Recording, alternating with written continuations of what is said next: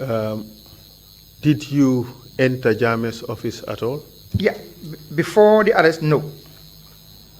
But when we were being marched to the vehicles, yes, because they forced us through the back door. Did you have a word with him? I didn't even see him. So, after you were marched through Jame's office, where were you taken? We were taken into a waiting vehicle, and then 2 miles to prison. Did you hear the government announcement as to what happened? This would come on a Monday. I was later told. I didn't hear it, but I was later told. What were you told? That I entered Jame's office and found him sitting down, and I pointed my pistol to him, and I said, "This is your end." And then I was frozen, like a mummy. And then he came, disarmed me, tied me down, and then that was ended for him. Can you describe what you mean, frozen like a mummy? Yeah. Did he have a magic wand and say, Sanna Sabally, freeze, and suddenly you are frozen? Yeah, I would think so. Yeah. I don't know why he said so, but for me, this was going to come in the later years. For me, it was like he was establishing that he's invincible, that nobody can do anything to him, and then that was the beginning of his power. So he suggested to people that he had supernatural powers. Exactly. He could freeze people when he wanted. Yeah. And then you think that was a lie? Sorry? That was a lie. A big fat one. So kindly tell us about your time in detention. For how long were you in detention before you were tried? I was in detention from that January on the 27th, that Friday, until in August, I think, they arraigned me before a court-martial, and 33 charges were brought forward, and it started, the court-martial started, and it went on until on the 22nd of December, when I was convicted for 9 years. Who prosecuted you? Justice Michael Felix Latte. Sorry, he was the president, he was the judge of the court-martial. The prosecutor was Akamba. Where from? From Ghana. Was he alone? I think, I don't know this person, but it was a Gambian who was with him as a legal secretary, I think. I don't know him. Was it me? I think I recognize your face, but I cannot confirm. But I think so. Yeah. No, it wasn't me. Okay. I was doing masters at the time. Okay. At the University of the West Indies. Okay. So it couldn't have been me. Yes.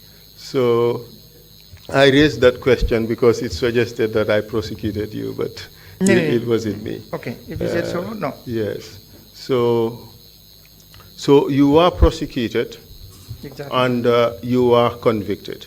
Right. Did they call any witnesses against you? Actually, they call witnesses.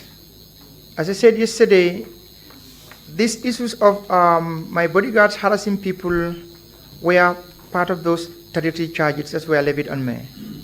But all of them were thrown out of the window. However, one would expect the treason charge to stand 100%.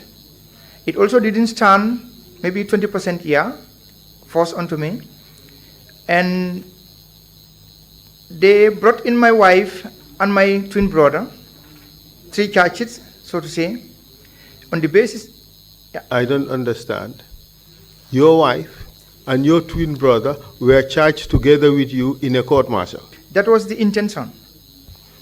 Because whenever I had traveled out of the country, I had given specific orders to the drivers, to the guards, that they keep these vehicle keys and no vehicle goes out of the compound.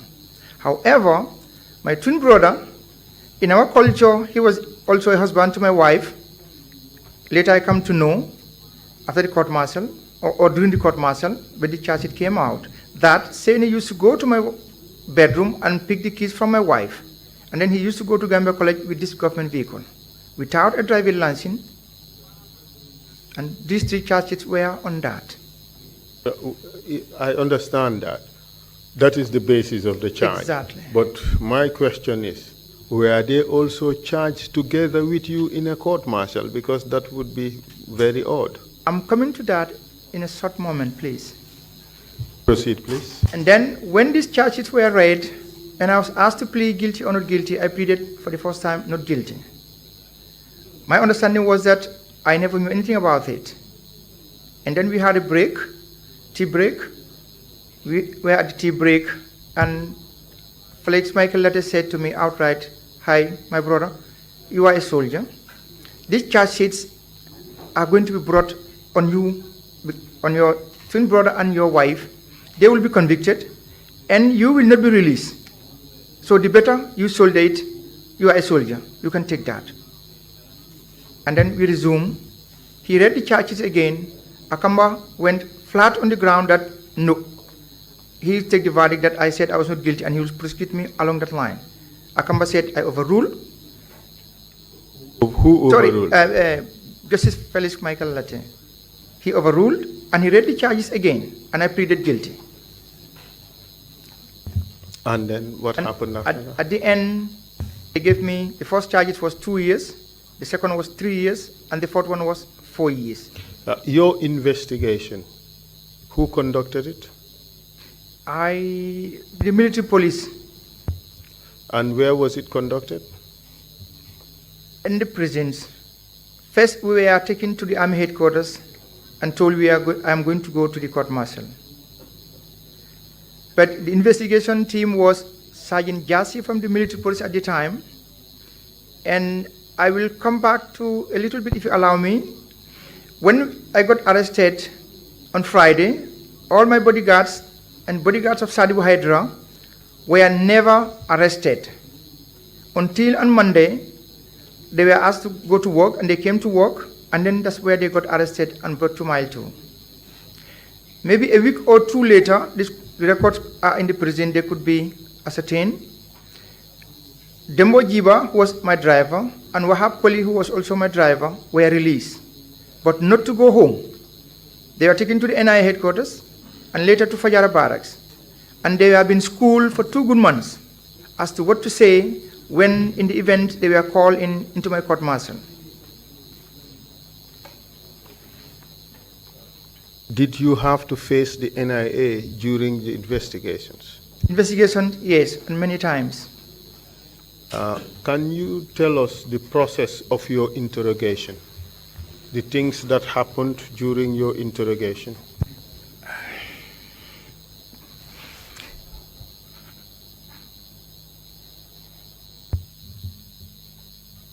I'm sorry. Take your time.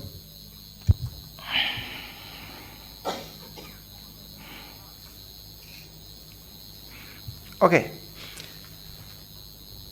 Actually, all what they wanted to hear from me was that I accepted that I wanted to kill Jame, and weapons would be produced to have said that these were the weapons I was carrying to carry out whatever intentions I had against Jame, and from there he was going to give me a pardon.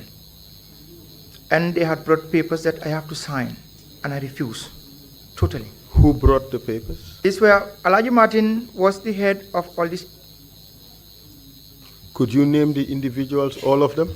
The ones I can remember from the military side were WO2 Alaji Martin, Lance Kapur Senghor, or I think he was a Lance Kapur at the time, Lance Kapur Senghor.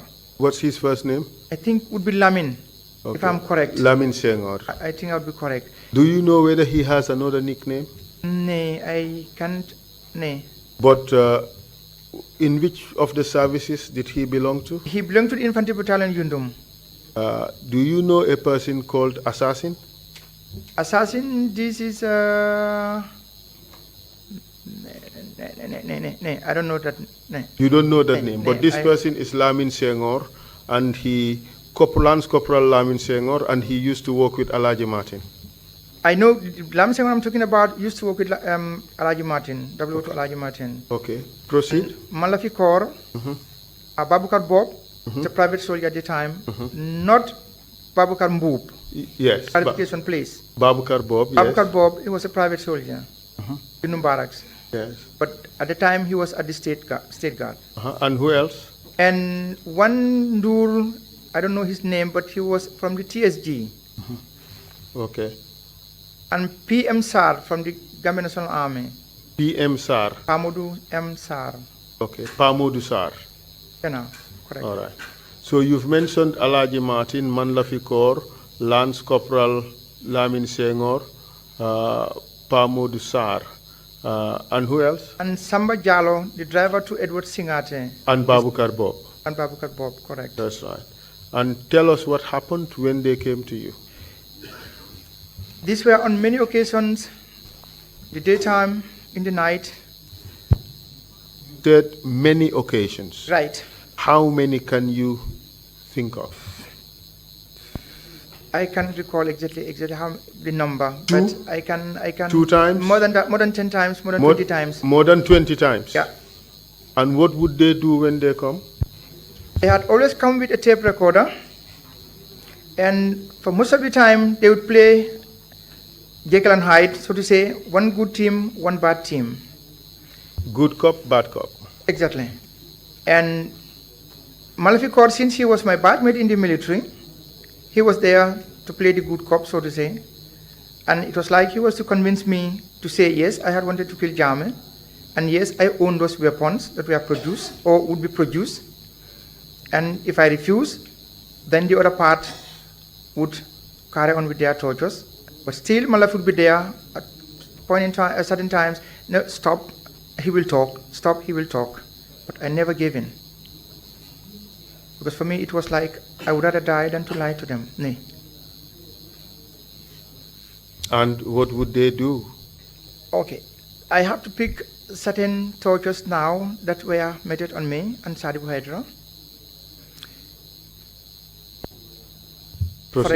For example, once they came, they had a bucket of water in confinement number 5. I was in shackle, I was in handcuff. I had 2 handcuffs and 2 shackles on my legs. And I was completely naked in my birthday suit. They took me to confinement number 5. And there I found this bucket of water. They pushed me down on my knees, and then they put a plastic bag. This was a Piccadilly plastic bag, the bigger one, over my head. They tied it at my neck, and then they asked me to confess. And then during the process, they would pull my head down in the bucket with water, and from the water that sips right inside the bag, between the bag and my neck, I realized it was acidic. Gas oil was there, essence was there, and this continued until probably I black out. And they were beating me with a Warrington claw hammer. This was in the hands of Malafi Kaur. Who was involved in that process? The people I just mentioned, Alaji Martin, he was always the commander of this team. Lamin Senghor. What would you call that team? The torture team. So your testimony is that Alaji Martin was the head of the torture team. Every day they came, he was the head. Every day they had come to me. Proceed, please. And who else? And Malafi Kaur, this Ndur I talked about, I don't know his first name, but he was from the TSG. PM Sar, Samba Jallo, but Samba Jallo came very few times. Yeah. And later I come to understand, whenever Samba was there, it was somewhere within the prison yard. But this I cannot ascertain. Who else? You mentioned Samba Jallo. Exactly. Manlafi Kaur. Malafi Kaur. Alaji Martin. Alaji Martin. Who else? This Lance Corporal Lamin Senghor. He was there always. Always, he was there. He was always. Also a constant. Constant, he was always there. These over 20 instances of torture, He was always present. Always there. Alaji Martin, these 20 instances of torture, he was always present. Always present. With the case of Pamudu M. Sar, he had never tortured me directly, but he was always standing at the door. Okay, proceed, please. Okay. And another time, they came, this was early in the morning. How do I know it was early in the morning? It was that in the prisons at the back, these are swamp, mangrove swamps. There are birds. When they sing, we know exactly it was prayer time in the morning. And they came, they opened my cell. They said it was time to go for washing. And then they took me across, out of the prison, across to the big side. And it was dipping me inside the water until I felt drowned. They pulled me out. Again, this continued until I think I swooned. I fainted.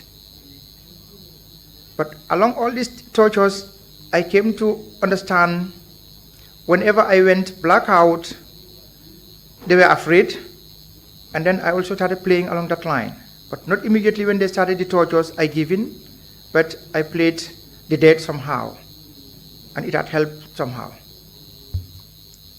You have mentioned two types of torture. Exactly. The first is they'll put a Piccadilly plastic bag over your head and dip it in some liquid in a bucket. Exactly. That happened until you fainted. It ended. Then the next time they take you to the beach. Exactly. And dip your head in the water, in the sea. Exactly. Until you fainted. Exactly. And what else? And another time, I don't know exactly where this was, but they came, put a hood on my head, on our eyes, me and Sadibu, and then they took us out in a vehicle. Where they drove, I can tell, but later I found myself inside a shipping container. It was so hot that I thought we were in hell. And we were always completely naked as a needle. You mentioned that in the first instance of torture, somebody had a hammer. This is Malavikor. And was that hammer used at all? Each time he came with this hammer, I thought it was only for me. He had no spot where he would have beaten me with this hammer or knocked me with this hammer. I don't understand. I said there's no part on my body where he had not used this hammer on my body. That's what I wanted to say. So they hit you with this hammer? Completely. All over your body? Completely. Throughout this period of tortures, did you cry? Yeah, I cried until I think I lost all my tears out. Did anybody try to stop this? Alaji Martin, did he try to stop this? As I said, the only time they would have a break or a stop is when in the end, as I said, I pretended to have gone blackout, and then they would drag me back into the cells if it were within the premise of the prison yard. Could you tell us any other form of torture that they used on you? Another day they came, this was in the night, they put a hood on my head, and now, since where I was, I started to orient myself quickly as to where they're going to take me out. And then I started counting my step. When we left the building, they turned left. So now I knew exactly we're going to the gallows. Or we're going to go to another door which goes inside the criminal convicts, the main yard. But since they have gone direct, and the steps were to a door where I have to step over a concrete embankment, I knew exactly now we are in the gallows area. But at this particular point in time, the thoughts that were reeling in my mind was that I was going to be taken to the gallows. But the steps continued, so I knew, no, I have passed the gallows now. And then we went, and then we stopped at a particular point. And then they removed the hood, and then the tape recorder was there. And then Alaji Martin said, now this is your graveyard. And whether you talk or we bury you here alive. At the time, where was Sadibu? Sadibu was not there. I was the only one who was taken on this occasion. Proceed. And then, before I could say anything, I just was butt struck at the back, and I felt in this, what they call graveyard. And then they started burying me. It was a pit. It was a pit, dug out. And then? And then they buried me up to here. And then they put the tape recorder next to my head. And then they said I should talk and say, I wanted to kill Jame, and Jame is going to forgive me if I say that, and then I own up to owning those weapons. Those were going to be produced in a press conference. And I refused, and then Malafi started hitting me with the hammer until I don't know exactly what went there on. Maybe I went into blackout. At this point, where was Elijah Martin? He was always standing giving orders. Lamin Senghor? He was also there. They were the one who were burying me in, or who buried me. Pamodu Sar? Pamodu had never, to be quite honest, he had never taken part directly, but he was always standing at the door. How about Bob? He was part of it. Ndur? Part of it. How long did this ordeal last? This happened almost 2-3 times, if I can fully remember. This burial alive? Exactly. It happened 2 or 3 times? 3 times. Same location? The same location. Same people? The same people, exactly. And still you could not be broken? Nay. How about Sadibu? Sadibu also had, okay, Sadibu was not buried alive, but I was buried alive. 3 times, you said?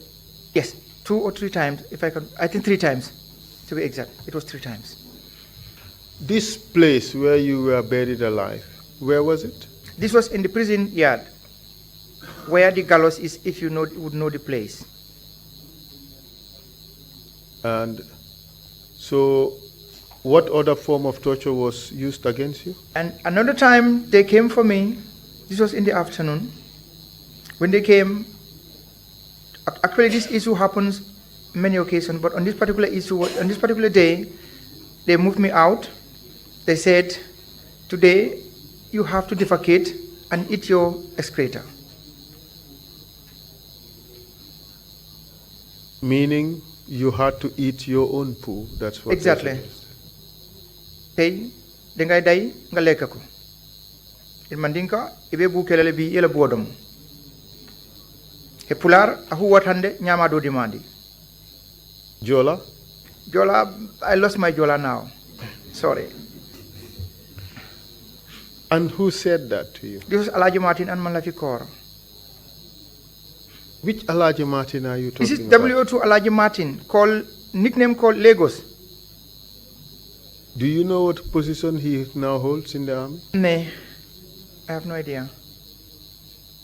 So, Lagos, what role did he play in all this? He was the commander of the torture team. Every day they had come for me.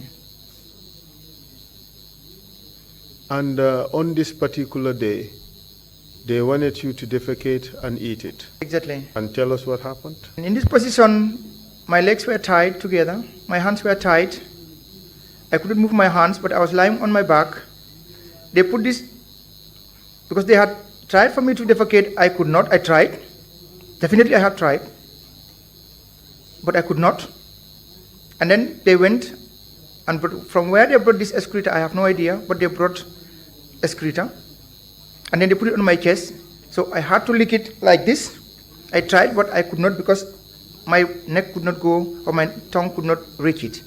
And Lance Corporal Lamin Senghor, maybe out of anger, he just picked it up and threw it on my face. And then tried to force it in my mouth. I clenched my teeth together. And then I was so beaten so terribly that I swooned. And then when I woke up, I was... You passed out? Yeah, I was in my cell.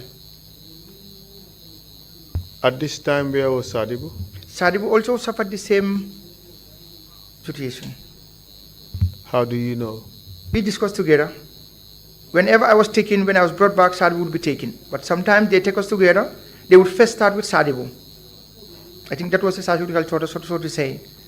And then they will come onto me also. I think it's about time we take a break, and we will return after 30 minutes. Thank you, Council. Yes, it's about time we take a 30-minute break and come back at 12 noon. One quick question. I always have the tendency of preempting counsel, but I just wanted to ask the witness, what was the fate of the notebook found on Barrow? Important question. Correct. I should have said that earlier. The notebook, when we found it on Barrow's map pocket, we handed it over, personally, I handed it over to Sambaba and Daba Marena. Because Daba Marena was the NIA officer attached to the State House, so that they could continue their investigations. Thank you. We adjourn the meeting for 30 minutes, come back at 12 noon. Meeting is adjourned.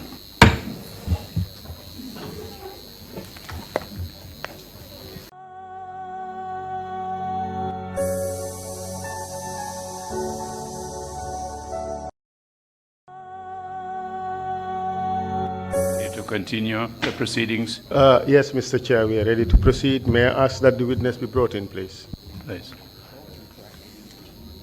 An audience, can we have a bit of quiet as we start our proceedings? Thank you. Welcome back, Mr. Sabally. Thank you. Audience, can we exercise a bit of decorum, please? Counsel, you may proceed when you're ready. Thank you very much, Mr. Chair. Welcome back, Mr. Sabally. Thank you. May I remind you that you are still under oath. Correct. And you are expected to be 100% truthful in your testimony. Correct.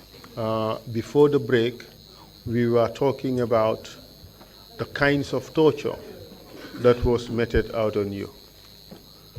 You indicated that there was an instance.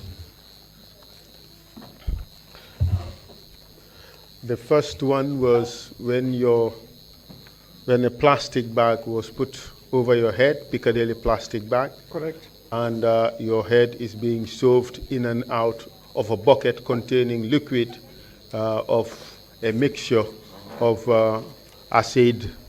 Well, it was acidic, but contained gasoline, water, and other liquids. Correct. The second instance is when you were taken to the beach, and your head was being dipped in and out of the sea until you completely blacked out. And the third is point of correction, please. The beach is not only the head, but the complete body was immersed in water. Your complete body was immersed in water. Correct. You are being dipped in and out until you passed out. Correct. Thank you for that correction, Mr. Sabally. You also indicate that you were buried alive almost on 3 different occasions. Correct. You also said that in some of the tortures, Manlafikor wielded a hammer, and that hammer was used all over your body. Correct. And you indicated that you've been tortured over 20 times. And throughout, during those periods, Elijah Martin called Lagos was the head of the torturers. Correct. Or was the head of the torture team. You also indicated members of the torture team. You also indicated a fourth type of torture, which is when you are being forced to eat. Yes. Correct. So now let's proceed. Have you ever, well, what other means of torture were also used against you? Can I say something quickly? Please go ahead. These tortures intensify in the first 2 months of my arrest, before the visit of the ICRC, the International Committee of the Red Cross. That's right. So we want to have the full spectrum of the various types of torture that were meted on you. We also want to know their effect on you and other people, their impact and all that. So proceed now with your testimony regarding the other types of torture that was meted out on you. Another time they came with a long bag. It's called this sankilo bag, this long one. This groundnut bag, I will call it for all of us to understand the type of bag I'm referring to. And then when they came, they tied my legs, tied my hands, and then they put me inside this bag. And then I was hung up in the air on a ceiling, and then this bag was swinging left and right, front and back. And I was head down. How did it feel?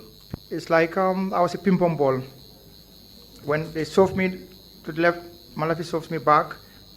Raj Martin shoved me back to Malafi, and it was like that, going and coming, going and coming.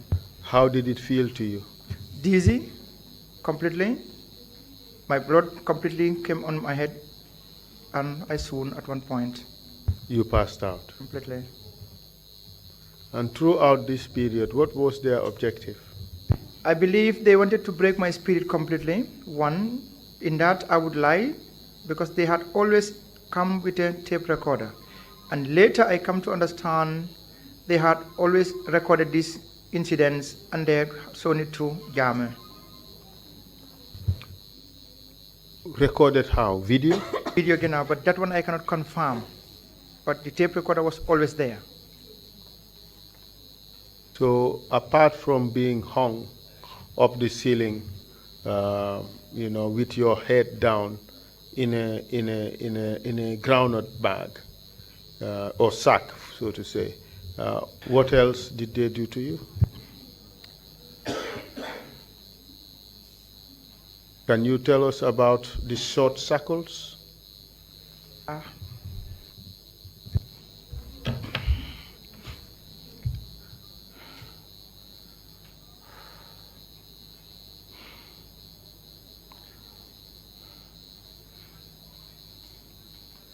Okay.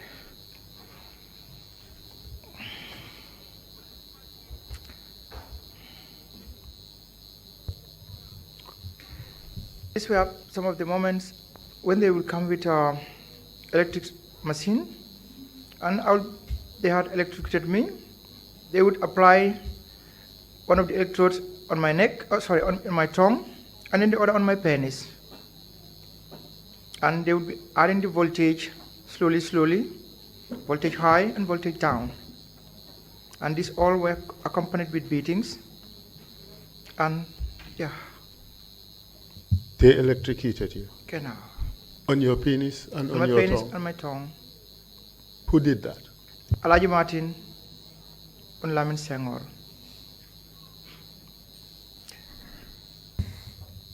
Where did this happen? This happened in Mile 2 for the first time. Then the second time, they took me to the NIA headquarters. And at the NIA headquarters, who did it?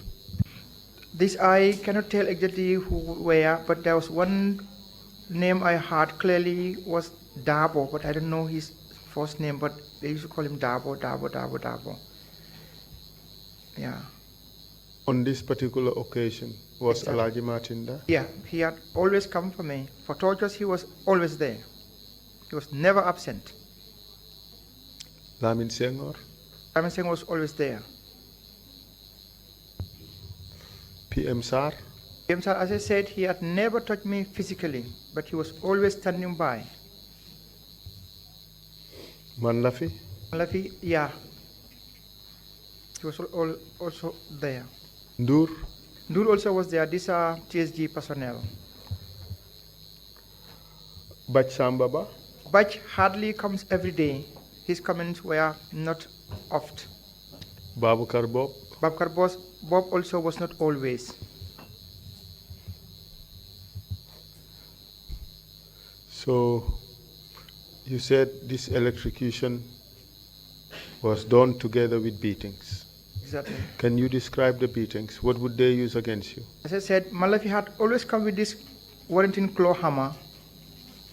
And for him, this was the weapon he had always used on me. And that's why I lost my disc tooth on the left-hand side here.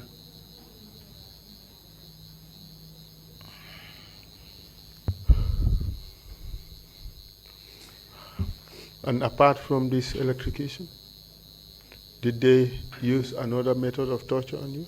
Correct.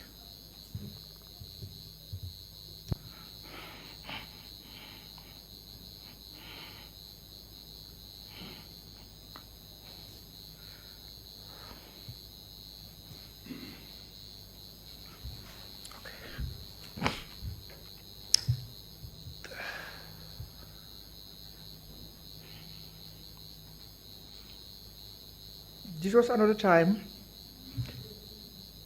when they came. As I said, I was always naked completely, like a needle. And they took me out first. Then they brought Sadibu. He was in the prisons and in confinement number 5. And there in the corridor, they laid us down first, and then they took a pin, long pin. This was iron, and then they drove it right inside my penis.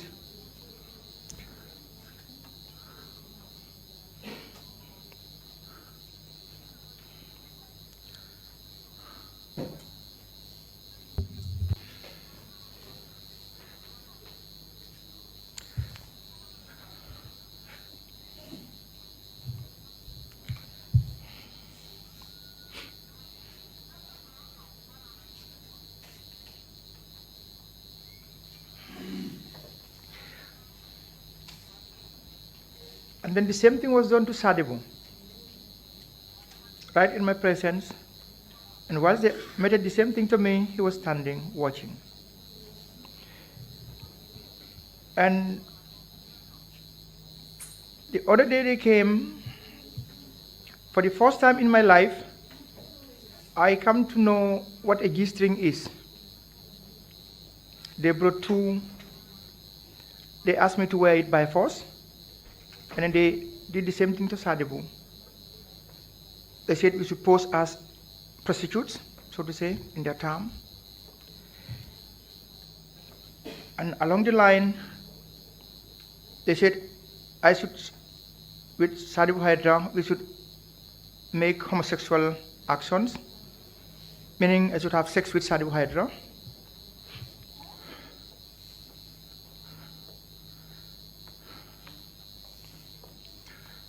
And I refused, or we refused.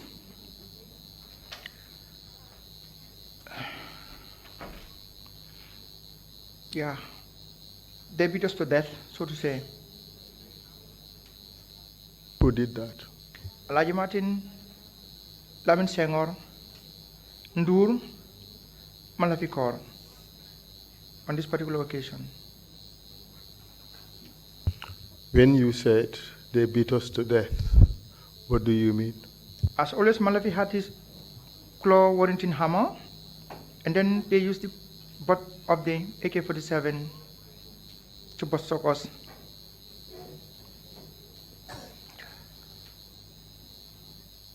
Do you know what was it that was used to be inserted in your penis? I think it would be the small iron in a bicycle. It looked like that, not exactly. In a bicycle. The spook. Genau, the spokes of a bicycle, but it is not that exactly, but it looks like that. How did it feel? Terribly painful, and that's why they ruptured my bladder.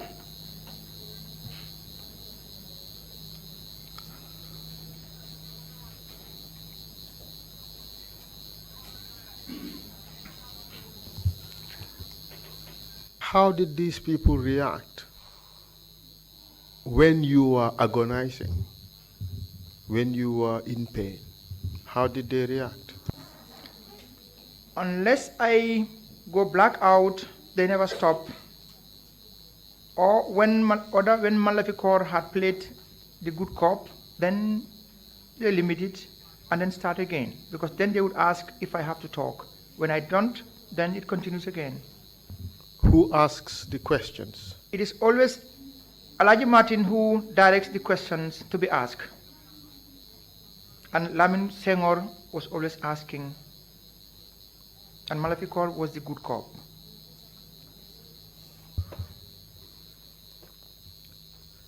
Apart from this type of torture, what other method did they use on you? I want to come to it, but I would want here to mention I had two ladies with me in the residence. These two ladies, when I got arrested, they were picked up, but not at mile 2. They were taken to NI headquarters for 2 months. It was when I discharged from the prisons, they got to tell me all the ordeals they underwent at the NI headquarters. These two ladies were very close to me. They were taken to the NI headquarters. According to them, they were stripped completely naked, and at the NI headquarters, bananas were used, sticks were used as dildos, right into their womanhoods. I'm sorry for the language. And they were being told, you will never have a man inside you anymore because we will destroy your womanhood. And this continued for 2 good months before they were eventually released. I learned from them the person they could identify was one Baba Drame.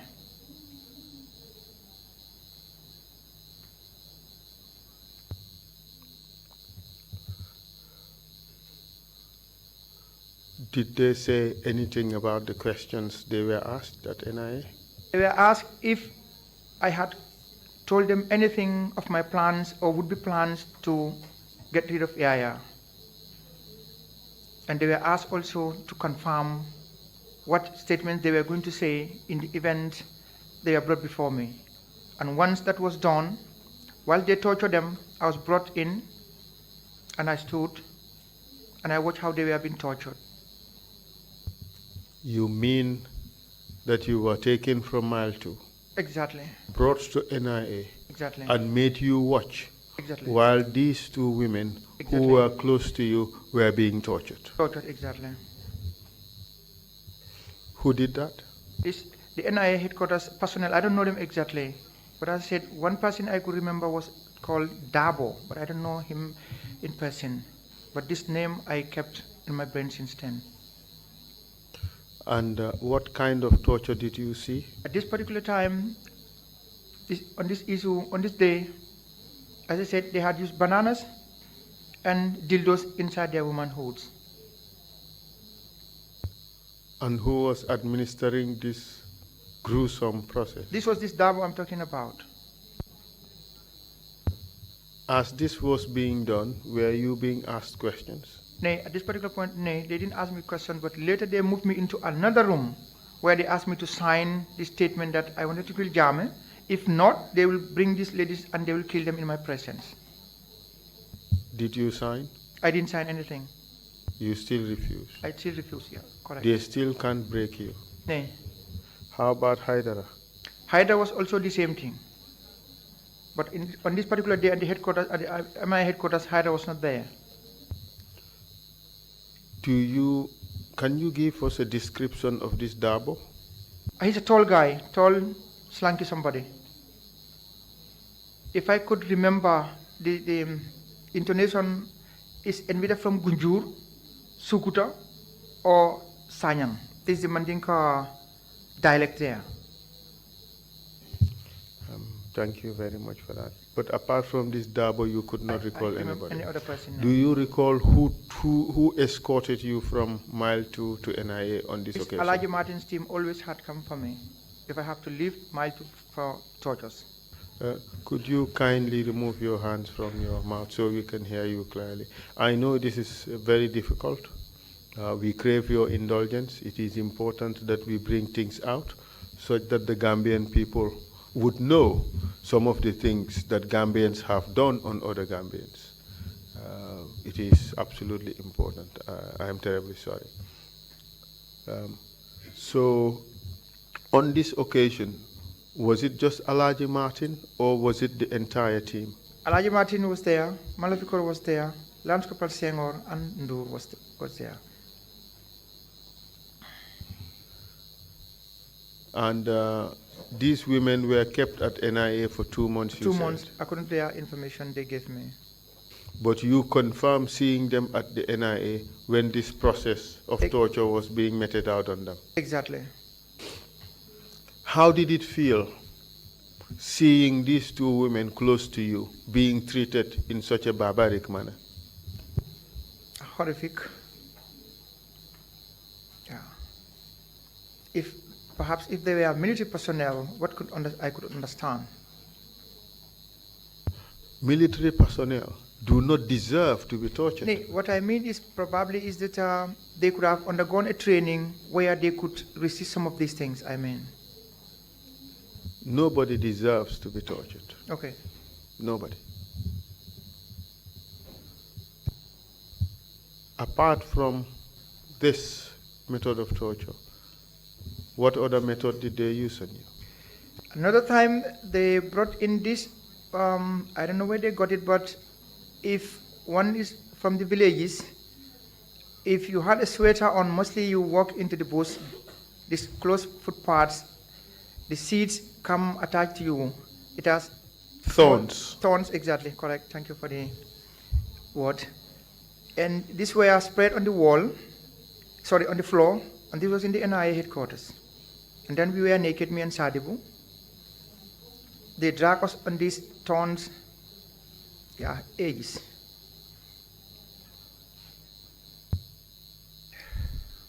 And what happened when your body came into contact with these thorns? Lacerations, we sustained lacerations, and they poured cold water, ice water on us.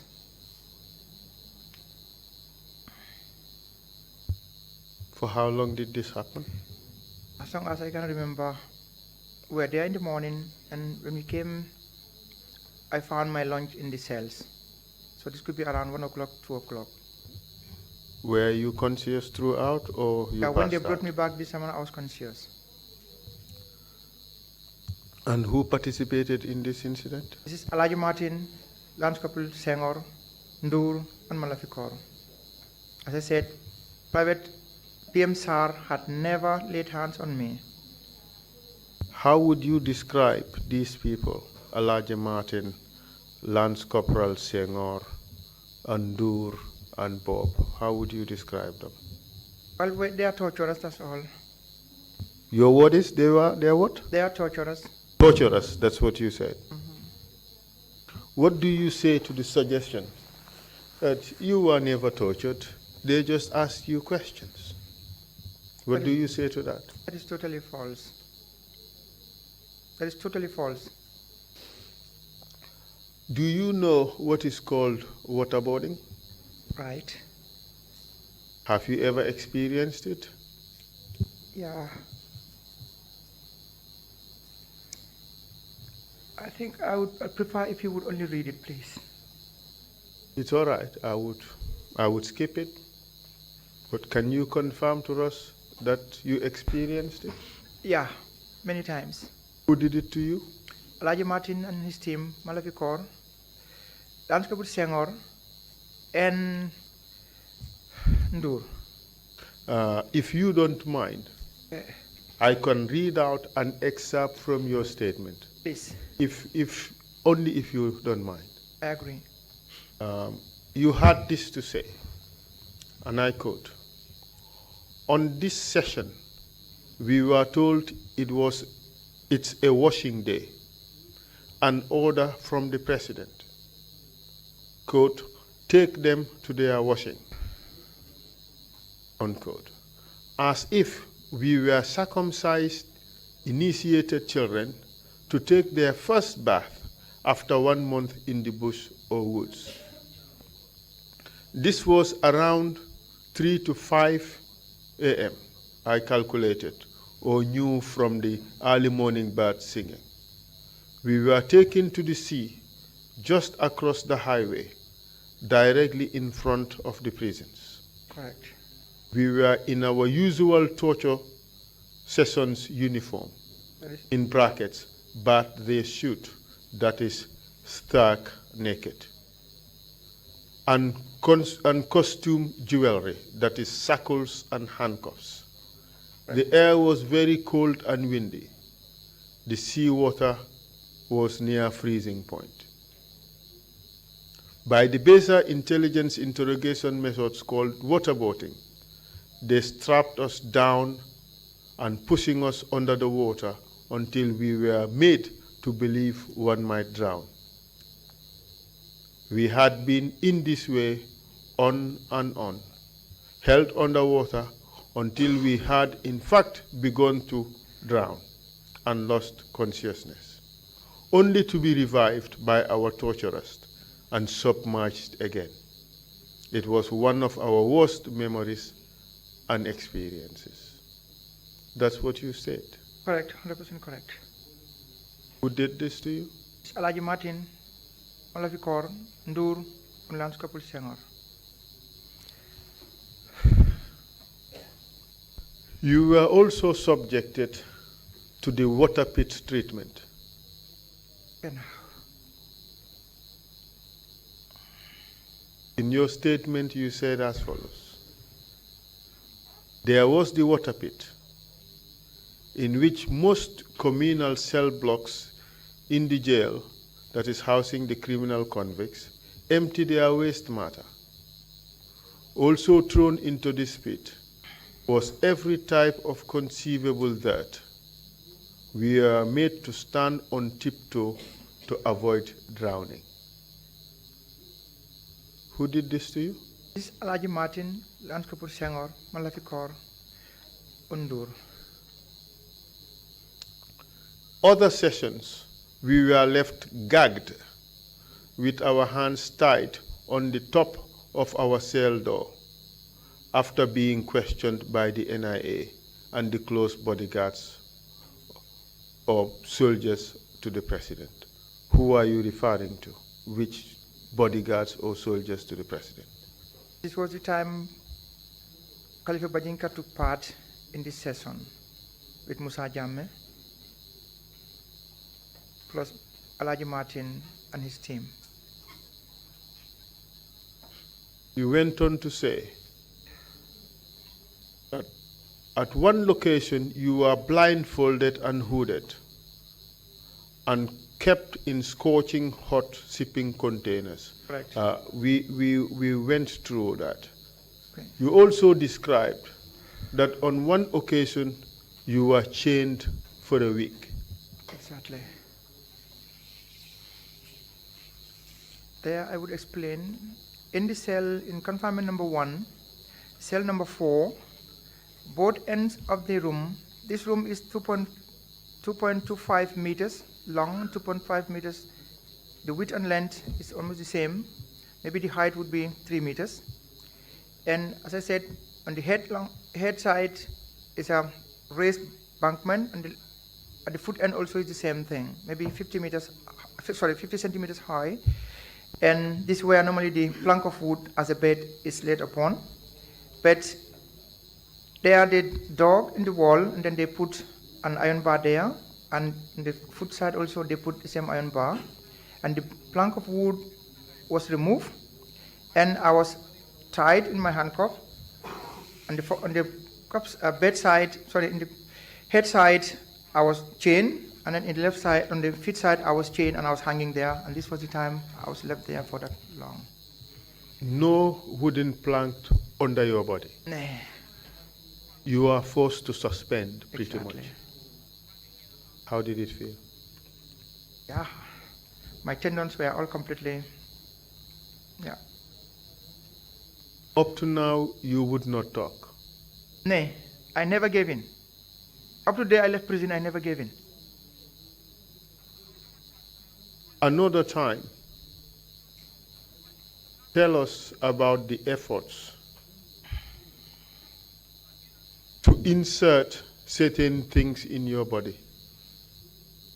Would you be willing to talk about that? Yeah. Tell us. This was also another day.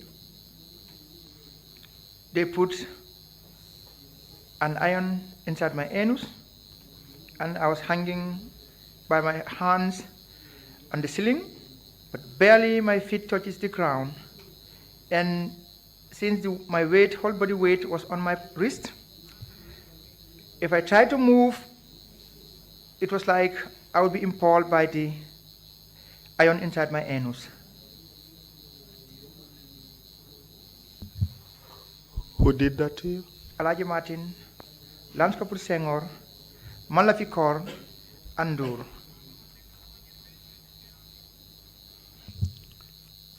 What do you mean by impaled? I know the word, I know the meaning.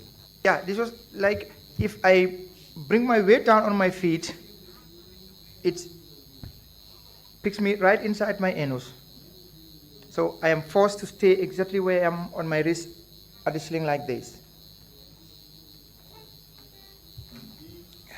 And being impaled means that the stick or the metal rod would pierce through your body and come out from your head. Is what if you were to fall down directly into onto that rod. Exactly.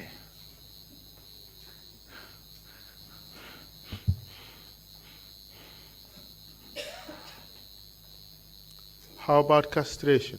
Do you hear anything about that? Do you know anything about that? Yeah. This was a repetition of what they asked us to do. That means I have to have sex with Sadibu Hydra and Sadibu with me. And since we refused, they said,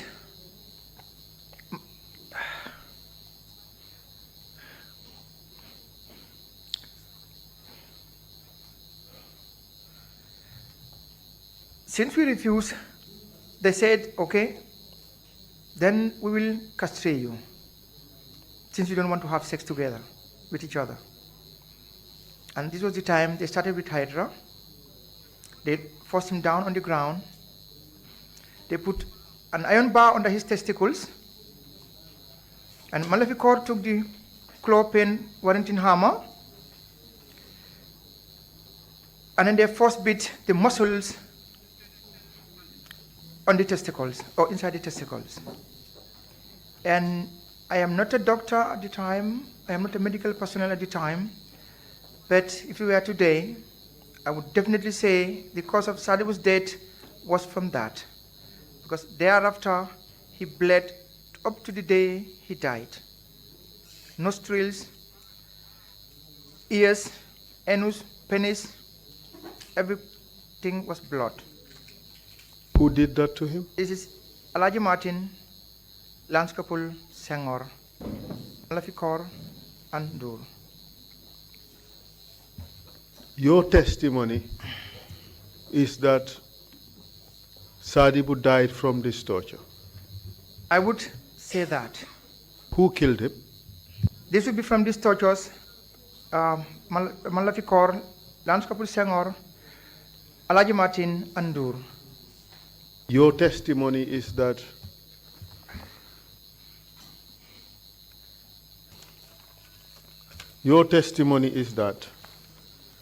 Sadibu Haidara was murdered by Manlafikor, Alaji Martin, alias Lagos, Lamin Senghor. Correct.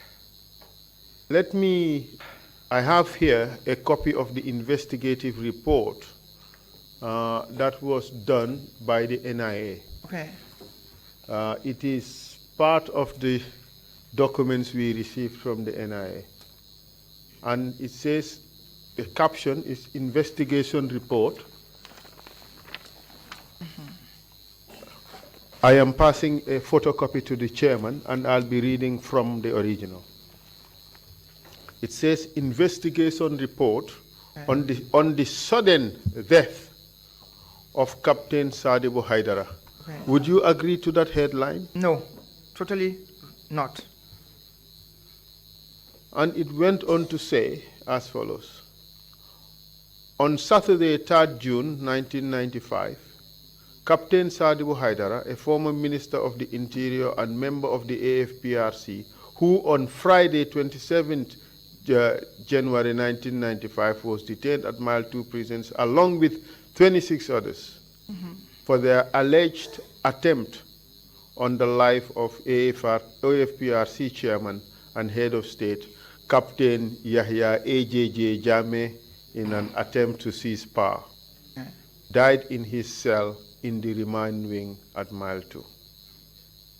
The aim of the report is to highlight the outcome of the investigations into the sudden death of Sadibou Haidara. And the case history suggests that the late ex-captain Sadibou Haidara met his death on Saturday, 3rd June 95, while in his cell at the remand wing due to an illness. Mm-hmm. And it says, according to the investigations, the late Sadibou, for the past years, had been complaining of hypertension. During his detention too, he complained of fever and revealed he was a hypertension patient. Mm-hmm. Is that true? I have many points of correction on this information. One, Sadibou never complained of any high blood issues. Two, he didn't die at the remand wing in the State Central Prison. He died in security wing number 1 in cell number 9, exactly at 1600 hours 17, in my hands.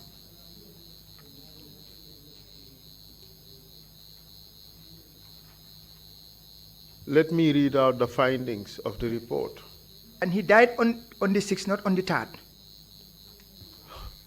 Thank you very much for that. How come you still recall this date? This date, I will never forget it in my life. Yeah. The findings of the report. It says as follows. A thorough investigation was made to find out about Sadibou Haidara's death. There is no evidence of foul play being detected, and during the post-mortem, he was found to be well-built, well-nourished, and no external signs of injury was detected too. He was just found to have had oedema hypertension and multiple liver problems. The results of the post-mortem exercise have specified the cause of death. Conclusion. Sadibou Haidara is therefore deemed to have died on a natural death while in detention at remand wing in Mile 2. Signed by investigative officers J.B. Mendy and Fodebari. Is this report true? It's totally false. It's a fabrication. For me, if the doctor who made the post-mortem wrote this information to these two officers, his license to operate as a medical personnel should have been revoked immediately. It's a cover-up. Exactly. Sadibou died in my hands 1600 hours 17 on the 6th of June. Or the 3rd, which one? It's not on the 3rd, it's on the 6th. We prayed 2 o'clock prayers. We were waiting for 5 o'clock prayers. I and LF Jame were playing Scrabble, and Sadibou went back into his cell and laid down. And then he called me. I came, and he was lying down on his back, and he said, "Help me, I'm seeing my grandmother." I said to him, "Yeah, you are seeing your grandmother, but you are in Mile 2 here. Do not worry, we'll go out of this place alive." And all of a sudden, I saw the eyes were changing, and I knew he was nearing his death. But still I kept with him. And then he asked me, "What do you do with people who didn't understand where you stand for them?" Meaning the council members who betrayed us. And he told me there's a verse in the Holy Quran which deals with forgiveness. Let us forgive them. And then he asked me to read Surah Yasin for him, and we did. I did rather. And then I called Babu Kanjai, I called Ablai Bojang, he was a prison officer, who was the sergeant who was in charge of us. Then I called the two, and then they came. I told them, help me to lay him down properly on his back. And we laid him properly on his back. And I asked Njai to go out and Ablai Bojang to go out. And I stayed with him.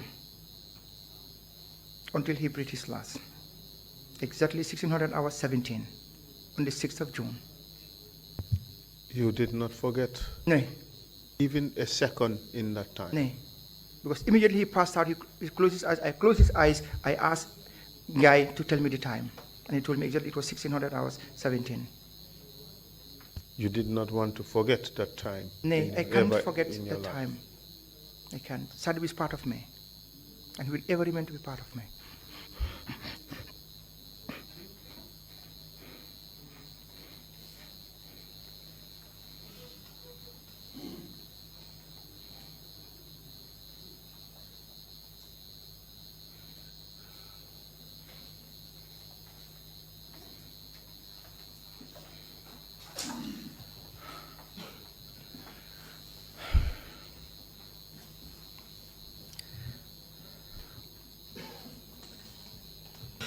Yes, I mean, if your wife wants to come and assist, she can. Feel No, it's free. okay. I can carry on. It's okay. Thank you. I can carry on.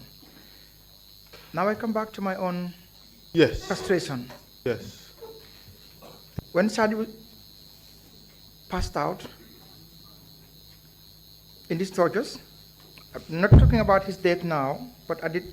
At the time of the torture. Exactly. Yes.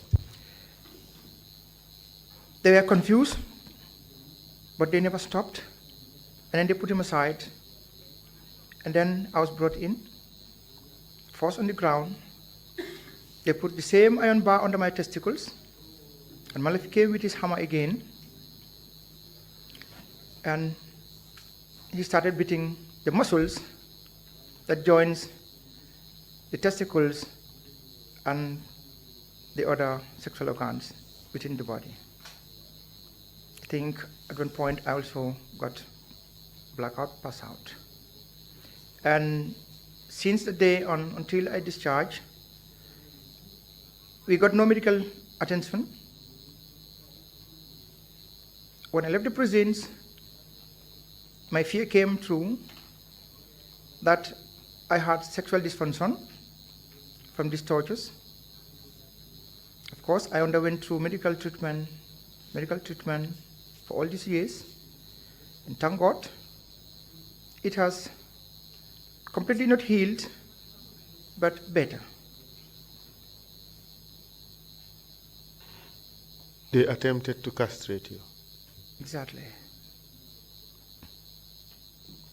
Mr. Sabally, how do you feel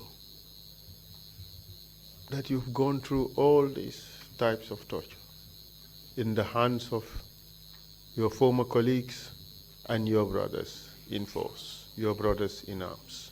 How do you feel? I felt betrayed in as much as I had done nothing. The accusation in quotation,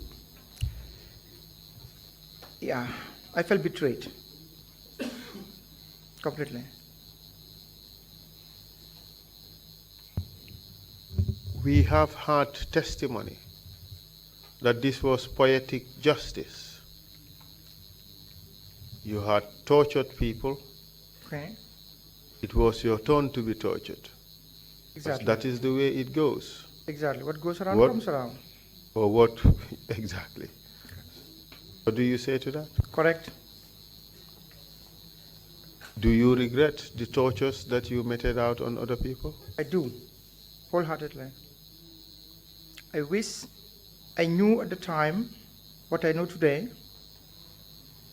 and what I learned in the prisons, I wish I had known it before. Meaning, in the prisons, as I always say, it's the last university for me in the world. I had learned wisdom, humility, patience, and understanding. And that's why I came out of prison not bitter, but better. And I had forgiven all of them. That is deeply profound. You came out not bitter, Nay, but better. exactly. Deeply profound. What do you harbor in your heart for those people who meted out this gruesome torture on you? I had nothing against them. For Malafikor, we saw in the prison before I discharged. At one point he came, I think he fell out with Jame and he was sent out of the State House back to Fajara Barracks. And once he came with Lieutenant Combo. And when Combo came, normally he must come with an escort. Out of curiosity, I asked, where are your escorts? He said, it's your class, meaning Malafikor. I said, where is he? He said, he's at cell number 4. And then I said, why not you call him to come in? And then he went and forced him to come. And when he came, I said, but why didn't you come to our cell number 1 when you are the escort to Lieutenant Combo? He stood down. I said, we know each other from the training. What you have meted on me, I knew you would have done it alone. You were sent. But you have done your bit. I have forgiven you. And since then, yeah, why not we became good friends? The time he came, we talked. And it was along this line that he revealed most of these things, that whenever they were torturing me, beside the tape recorder, they had filmed it on video. And they had shown it to Jame to watch. But as I said, this part I cannot confirm. What happened to my man Lafikor ultimately? I don't know where he is exactly. He's dead. Oh. May God You never heard? may God have mercy on his soul. I never heard he's dead. Oh, yeah. What do you feel about Alaji Martin? If I see him also, I would forgive him. I have nothing against them. Absolutely nothing. Even Jame, as I said, when I left the prison, the day I left the prison, right at the main gate, I had said it clearly. I have forgiven him. But your ordeal did not stop after your conviction. Yeah, klar. It will not stop. I knew it will not stop. But I don't have to live in that situation. I have to find a better future. Well, tell us about the attempts to have you poisoned. Okay. This was the last 6 months before I discharged from prison. Actually, the timing ranges for 2 years, 3 months. It all came about, I was sentenced for 9 years, and normally as a citizen of the country and a convict, I was supposed to be given a parole after having served 6 years, 9 months, meaning 3/4 of the sentence. And this was supposed to be September 2001, October or September, I can't recall exactly, but if we calculate 6 years, 9 months, it will take us around August or September or October 2001. I was not relieved. I went to David Colley. I told him. That day, David Colley, he wept. He showed me that it was not him, and I confirmed. He showed me the letter he wrote to the Minister of Interior, asking for my release. But the Minister of Interior, of course, they also couldn't do anything. They wrote back that I was not going to be released. And I told David Colley on the face, I said, me, I knew this remaining 2 years, 3 months, I will serve it to the end. Meaning I have to serve the whole 9 years completely to the end.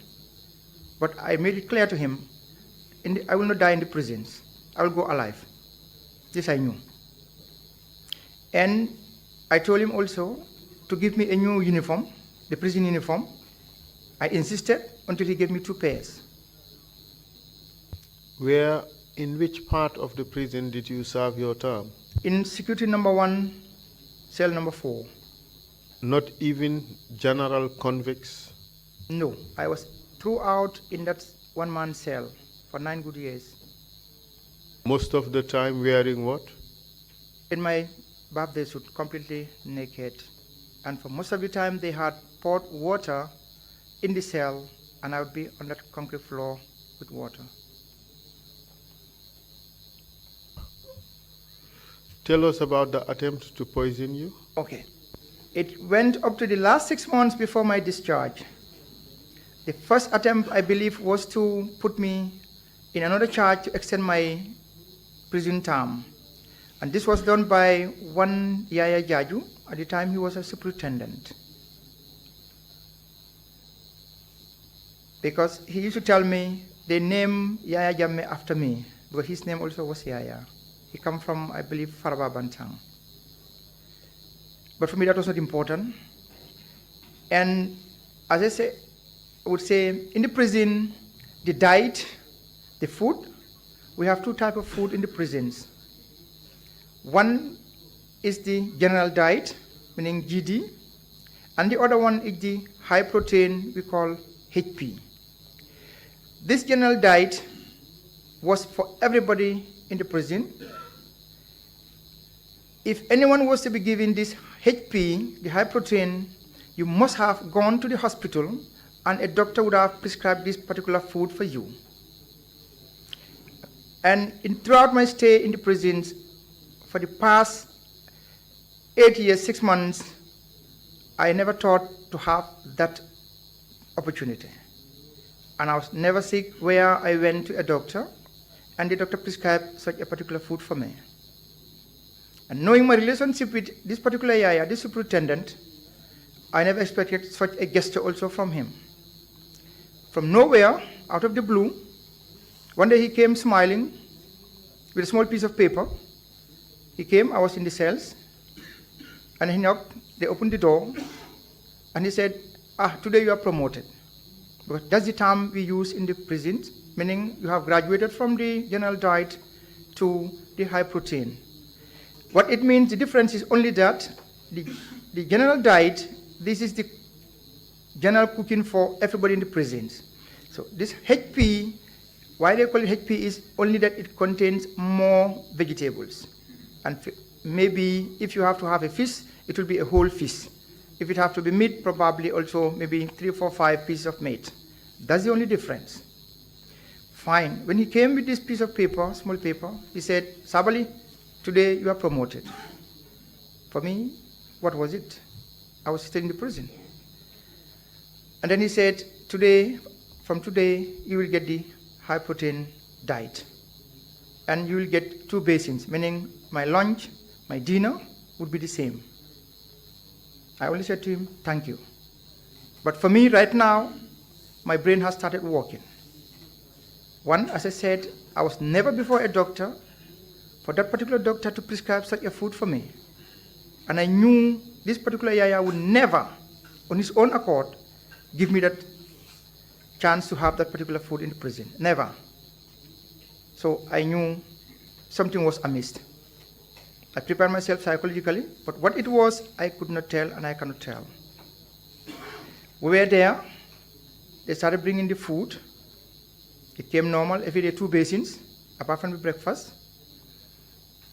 I will eat. The other basin I will give to Suleiman Sar. This Suleiman Sar was the one who was involved in the Farafenni attack. And it went on, until one day, my suspicions became true. In the prison at the time, we have the chief cook, who was Jerry Colley. We have the assistant chief cook, was also Colley. I forgot his name. Where are these colleagues from? They are from Casamas. They're not Gambian? No, they were serving jail terms also. Okay. The second, the chief cook was Jerry Colley. The second one was Salif Colley. Jerry and Salif. Okay. My wife's surname is Colley, so I built a good rapport with the 2 of them, even before this incident, meaning to change my diet from general diet to high protein. And Salif Colley, the deputy chief cook, was responsible for cooking and dishing out this HP, this high protein. And as I said, he used to bring this food to me. And when he didn't come, it was Harbabu, he was serving life sentence, he used to come. And in the prisons, we have a helper at the infirmary, at the clinic, Ablaiba. He was serving life sentence. There are 2 Ablaibas, they were all serving life sentence, but here I mean the younger one. One day, Salif Colley came, brought my food. I was playing Scrabble with Elef Jame. And normally when they come with my food, I would motion them if they found us doing something like playing draft or playing Scrabble or doing nothing but we are sitting outside during break periods, they will take the 2 basins and put it inside my cell on the table. Actually, this table was just a cement slab. Now, on this particular day, Salif came with these 2 basins and then went inside my cell and stood instead of putting the basins down and come out as usual. So he called Alolom in Jola, meaning my in-law. My Yola has come back now. Now he called me Alolom. I say, yeah. Joe, come in Jola. I was playing Scrabble. I didn't go. I told him, put it down on the table where I used to put it. So he was still standing there. Then he called again, Alolom, Joe. So Elef said, Wulieta, maybe I keep money fendekam in Mandinka. Reluctantly, I woke up, I got up, I went. But then the officer who escorted them followed behind me immediately. And as soon as I entered my cell, he told me in Jola, Tamburi Snyangas, meaning, do not eat this food today. I don't know what was the reason. So I said, okay, and he left with the officer who was escorting them. So the 2 basins were standing there. Since the others have their food, I ate from their basins. In the evening, the morning shift had gone home. In the evening, they brought our dinner. Mine was already in the cell. As I said, I had 2 basins every day. My lunch and dinner comes together. When they brought the other basins for the other detainees there, or the other convicts, Harbabu came, and Ablai Sow, this younger Ablai Sow, who was a helper at the infirmary. Normally in the evening, he brings medication for prisoners who were in the security wing to take their evening doses. And when he came, Salif had told him, go and tell my in-law that in the food, there was something Yaya had put inside your food. How it happened, later he explained to me, he himself, that whenever they wanted to put something inside, Yaya would tell him, if you finish cooking before you take the basin to Sanna, bring them to my office. Which Yaya? This is Yaya Jaju, the superintendent in the prison service. Proceed. And he would take these 2 basins to Yaya at his office. And if you would know where this building is in the prisons, it has just behind you is glass doors. Anybody who stands outside can see somebody right inside. And then Salif said he stood and watching.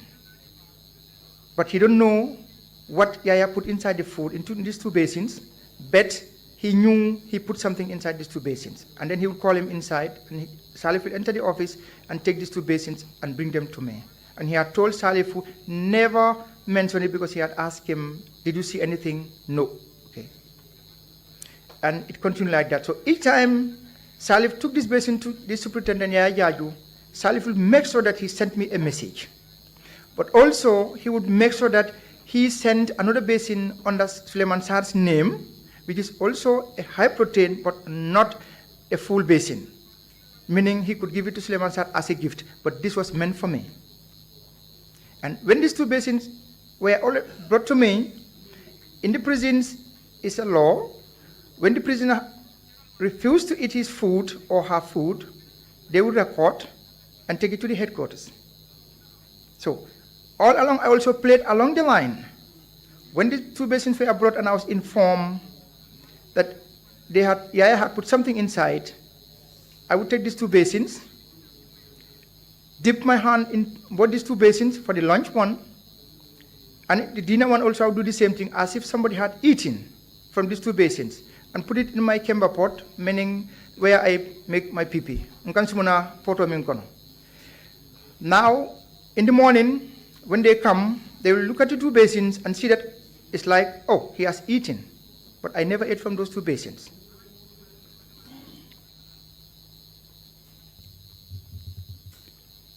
What do you say was the effect of the conduct of Koli? David Koli or which Koli, sorry? The cook. He informed me. He saved your life, didn't he? Exactly. And I would come to that, what also I did when I left prison. What other attempt was made on your life while you were in prison? These were the moments when they would torture me, and then they will send the information outside that Sanna had hit his head on the wall. Actually, they would do that, but the information will go around as a rumor that Sanna has hit his head on the wall and he has broken his head. How about the injections? This would come on the 29th of August 2003. Tell us about it. This was from James, couple James, but the one who administered this injection was Farmer Sanna. He was, before coming to the prison department, he was at the army.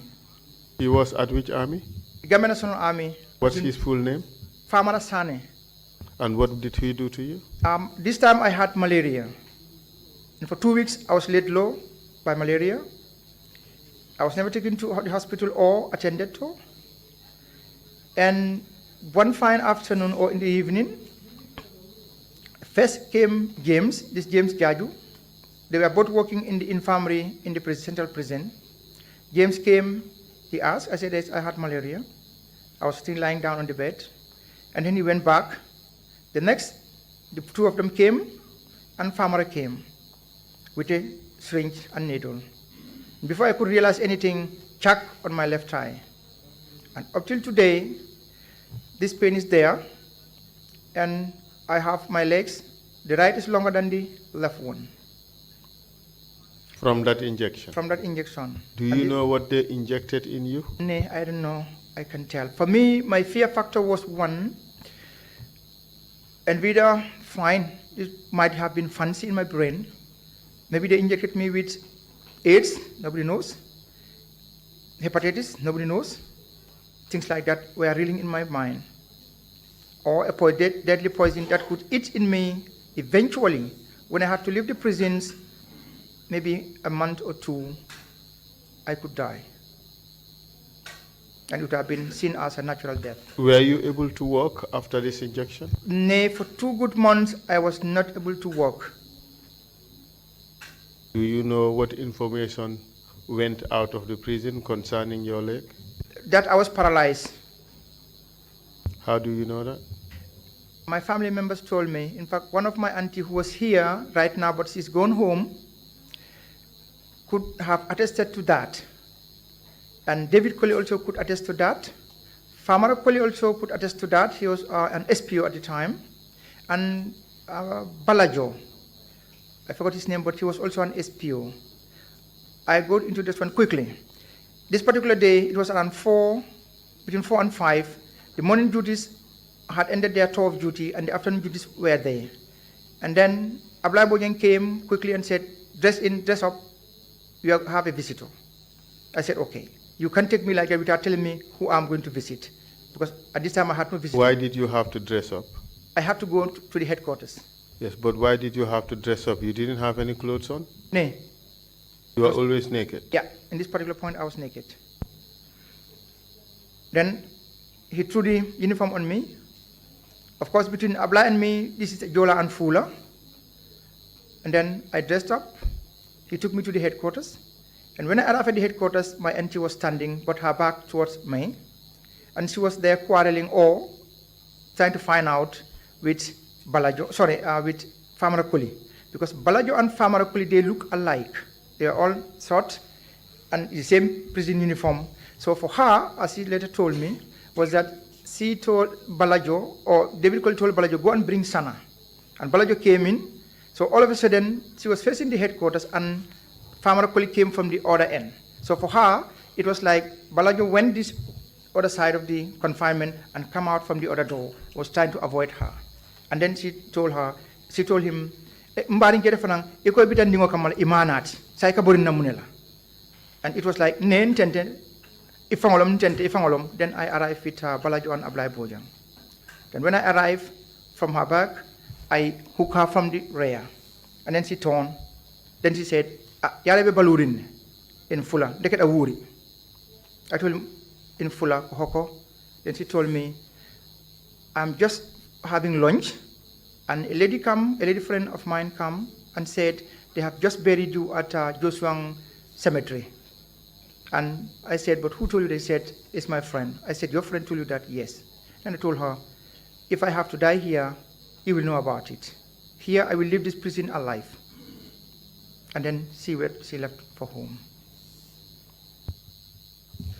Mr. Sabally, I have no further questions for you, but I'll yield the floor to the commissioners to ask whatever questions they have, and thereafter you would be given an opportunity to address the Gambian people. I would prefer that you do it in local languages. Speak Wolof or Ofula. We have had you in Mandinka yesterday, and this is just for listeners who do not understand English to be able to hear you or aspects of your testimony in their own languages. But the choice is yours. If I have the permission, can I say something quickly? It's just... Please, go ahead. Yeah. I don't know how far, whether we're going to sit again to continue, but I want to make a correction here. We're all Gambians. I have no problem with any journalist, but lies have been paraded and is on endless... Okay, sorry, I'm talking Dutch now. Endlessly, lies have been paraded. And I would like to make a clarification. Umar Ba was a journalist here in the Gambia. When I discharged from the prison, he was not the first journalist who interviewed me. Correction. It was Sirif Bojan Jr. who interviewed me right at the main gate of the prison when I stepped out. 1. 2, he just wrote not long ago that Anti-Adlet Source here was the one who harbored me, gave me housing, and yeah, you could find this information in the internet. I am saying I am not ungrateful to anybody. I will not deny knowing Anti-Adlet Source like any other person here, but she never knew where I was. We never saw when I left the prisons. Not Anti-Adlet, not her daughter, Leitafa Source. I am asking, please, if we have to give any information as far as this 3RRC is concerned, let us give the real truth to the Gambian people. No more lies. Thank you. Thank you. Mr. Chair, your witness. Thank you very much, Council, and thank you very much, Mr. Sabally, for your candor and for your testimony. Commissioners, if you have any questions, please indicate.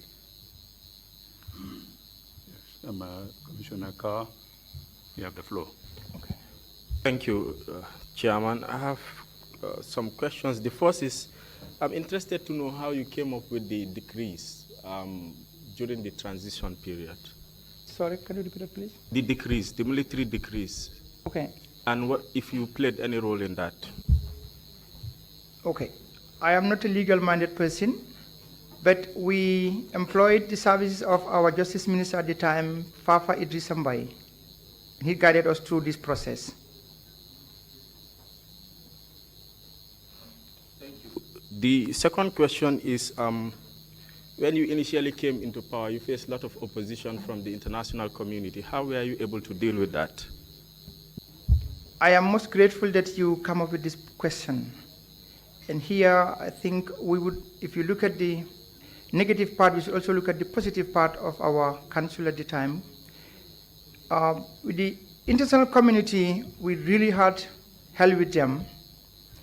At one point, the diplomacy didn't work. Personally, it didn't work. And one time I was in Sierra Leone, they gave me a call and said, oh, we run into trouble with the diplomatic community. They have given a travel advice, meaning they banned their citizens from coming to the Gambia. I said, okay. I cancel my trip, I come home. Luckily, I arrived here, I think, in the afternoon before 3 o'clock. I convened a meeting of the American ambassador, James Molly Scott, who was the Dean of the Diplomatic Corps, and another Colin Wood, who was the EEC representative in the Gambia, if I can fully remember the name. And I told them clearly, I asked them, especially the EEC representative, what was the problem that you withdraw your citizens, you gave a travel ban for your citizens to come into the Gambia? Proudly he said, because the Gambia is on fire, so we will not allow our citizens to come into the country here. I said, very good. I got up, I called Naisise, the Director of Immigration. I said, from this second, you put them on persona non grata. For the simple reason that One, since the Gambia is on fire, it is better you people go back to your countries. Your people should know then the country which I come from is on fire. But your citizens will not stay away from Gambia and you stay in that country which is on fire. It's not fair. So I put them on persona non grata. Barely 4 hours later, James Molly Scott, who was the dean of the diplomatic corps, at the same time the High Commissioner for Liberia in the Gambia, with Imam Ratib of Banyun, Imam Ablai Job, they came, and 2 other dignitaries, I cannot remember exactly. They said, I have to stop that persona non grata. I said, no. The condition here is very clear. They have to go, they leave the house in fire, they must go back to their countries and declare that Gambia is on fire, that's why I cannot stay there. And then they said, okay, we will come back to you. They went, after 2 hours, they came back, these are the residents, and then they said, we have asked our people to come back to the Gambia. I said, farewell, a good deal. This was one example. Thank you. The final question is, I would like to hear your suggestions for institutional reform as part of our Never Again campaign. Thank you. Okay. You could include this in your concluding remarks. Okay.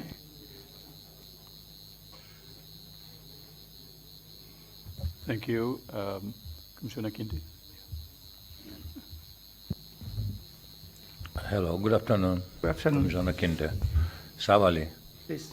On the 11th, okay, early in the morning, you made an announcement. Correct. Informing the general public that some soldiers lost their life as a result of foil coup. Correct. And it was in a fight. Actually, it wasn't a fight, technically, because these people were already captured. In fact, from Yundum to Mile 2 to Fajar, and they were executed. Correct. Again, normally when people, well, yes, even if you regard them as enemies, which is unfortunate, because people of the same country should rather regard each other as rivals and not enemies, because maybe one time or the other their differences will be resolved and they'll become one and the same. Correct. That should be the national spirit. Correct. Yes, I thought they deserved, as mentioned earlier on by the council or whatever, a more healthy, humanly treatment even at their burial time. But that's not the point here. Why in the barracks and not in the forest where they were shot, or given to the people, or in a cemetery, which is the norm, is normal. It's very unusual to isolate few corpses and bury them in a special place, especially where people don't have easy access. Where both actions not concealing the truth about what transpired, one. And two, I thought over the years, after this time, after you have aged so much and you've learned a lot of you've got a lot of experience and so on, don't you think if it were this time you had captured these people, you would have either tried them, give them due process or whatever, rather than summarily executing them and being even indifferent about their rights? Thirdly, yes, those days you thought the Geneva Convention was a fallacy. You don't regard it at all. But again, after aging and after gathering a lot of experience at this time, after 24 years, 25 years, what is your perception about and your regard for the convention? And in fact, if you have anything in that, part of it you may keep for your conclusions. I am very grateful to this question. Actually, it's like you remove it from my mouth. I was going to address that to my dad here, Dr. Sise. In Mandinka, the way I said it yesterday, I would say it in Mandinka, I would not stand here or anywhere and say, Dr. Sise misunderstood me. No. but it's the way I put it yesterday. And I didn't mean the Geneva Convention is not a good instrument. That would be cheating myself. Because when I went into prison, after 2 months, 3 months, into my 3rd month, I was visited by the International Committee of the Red Cross. And this was by the help of the Geneva Convention. And when I left the prison, I asked for asylum in Senegal. It was under the Geneva Convention. When I went to Germany, I asked for asylum. I was under the Geneva Convention. What I wanted to say is that during a battle between 2 forces, these laws are hardly respected. And that is where if I could put it correctly, that's what I wanted to say. But not that the Geneva Conventions were totally shit. Sorry for the language. Right? And I give an example. In 1602, in Geneva itself, the Geneva city itself had tall walls, long walls, high walls, and the emperor of Savoy wanted to overtake this city. And when he came in the night with 2,000 personnel, mercenaries, they called them, they came with long ladders to try to scale the walls of this Geneva city. And from there, this incident is called l'Escarte. Every year, they celebrate it on the 12th of December. What happened, there was even a lady called Catherine Chele. They call her Mère Royam. She had 14 kids, and in this particular night, she was cooking soup for her kids. How people don't come to understand why she took part and denied her kids this soup, this cauldron, big cauldron of soup. She looked, because she was living up, and then she saw these soldiers trying to scale with the long ladders to scale the long walls or the high walls. She poured this soup on the soldiers trying to scale the wall. And then the alarm came, they rang the church bell, and then the inhabitants of this city took arms, and then they fought with these mercenaries. Out of these 2,000 mercenaries, they were able to kill 54 on the spot. They lost about 13 or 12, if I can remember the story. And then they also captured 13 of these mercenaries. Right in the morning, they hung all of them without any due process of law. That's fine. This is 1602. When the Geneva Convention came in the 90s, if I'm right, 1949, then this was already centuries ago. However, I'm not trying to defend what we did as not part of the Geneva Convention. No.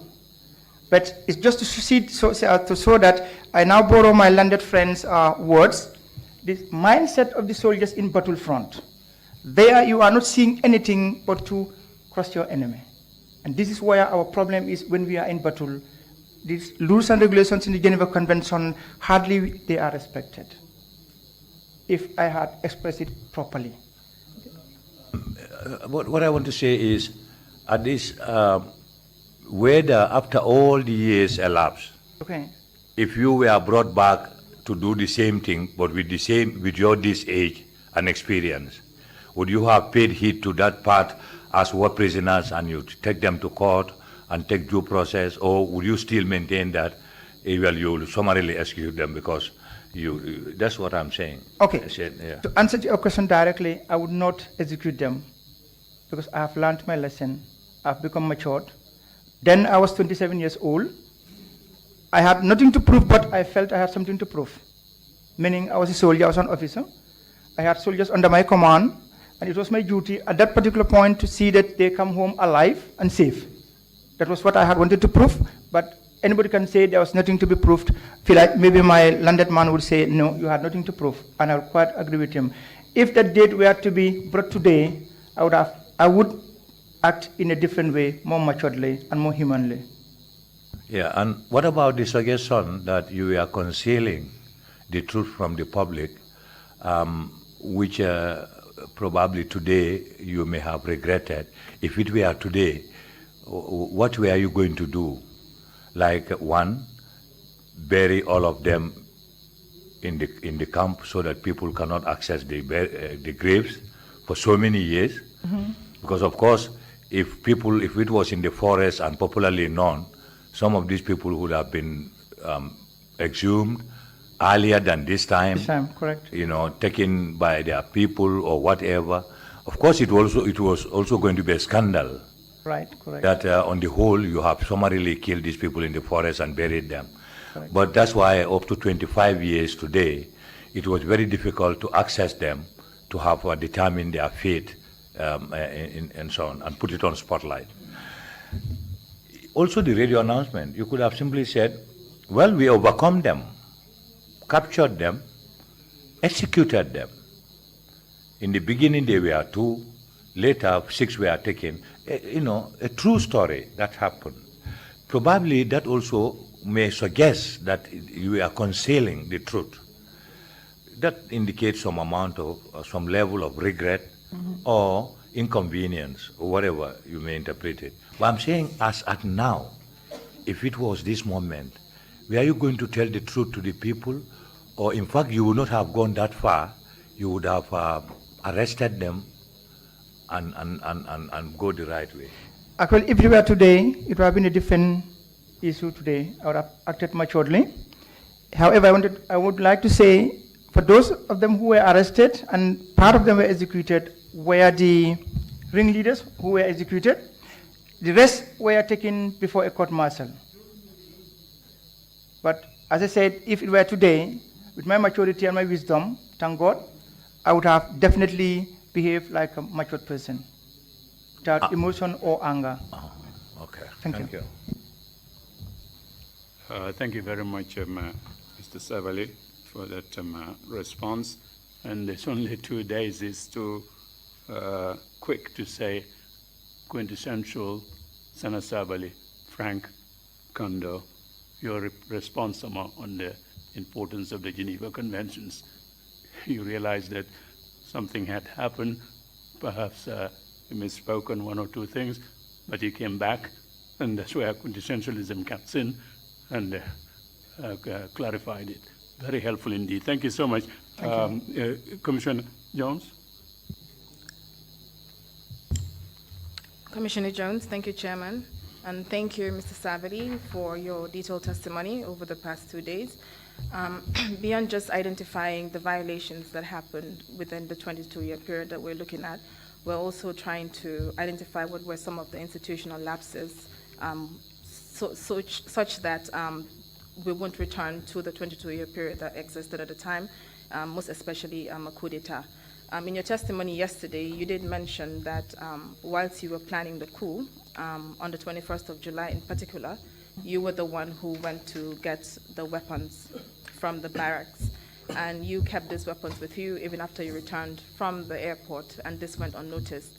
I just want to understand what entailed at the time to the point where it went unnoticed that such amount of weapons were out of the barracks. In terms of quantity, how many weapons are we talking about, and what was the process? I think other soldiers or other witnesses here have explained there was some kind of a logbook where they were able to record whoever is removing a weapon or taking out, signing out for the weapons that they were taking. But could you explain, I just want to understand in more detail how that went unnoticed to the point that you were able to conclude and went ahead with your plans on July 22nd. Okay, thank you. As I said, in preparation and planning for a coup, it takes a lot of courage, secrecy, so to say, and out of this secrecy, you are able to do many things that are unnoticed. And removing these weapons from the armory was possible because, 1, I had the storekeeper on my side. 2, I knew every weapon where they were placed inside the armory. So it was easy to go there, pick them, go out, like a small rat inside the house. So does this therefore mean that the storekeeper knew that they still were not returned back? They were not returned back. Okay. Because these weapons were not our personal weapon that we use every day. If they were those type of weapons, like the AK-47 individual personal weapons, they would have been noticed. Thank you for that answer. I asked a few questions regarding November 11th. Okay. some of the widows of the fallen soldiers that came to the commission testified that following the deaths of their husband, or in fact the night of November 11th, that some soldiers visited their homes and some of them were taken in for questioning. Could you please tell the commission who gave the orders to visit those widows in their residences the night of the execution? As far as I'm concerned, to my knowledge, I have never heard it. This is the first time I heard that soldiers had visited the fallen soldiers' families. Okay, you did say that the July 22nd coup was justified for various factors that you detailed out yesterday, but you referred to the November 11th coup as a treason. What's the difference between these two coups? They are both treason.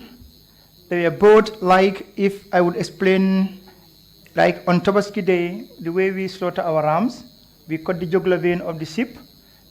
Treason is just like that to the state. The difference here between 22nd July and our 22nd July and 10th November is that ours was a successful coup, theirs was a failed coup. That's the only difference. Okay, one more question. Okay.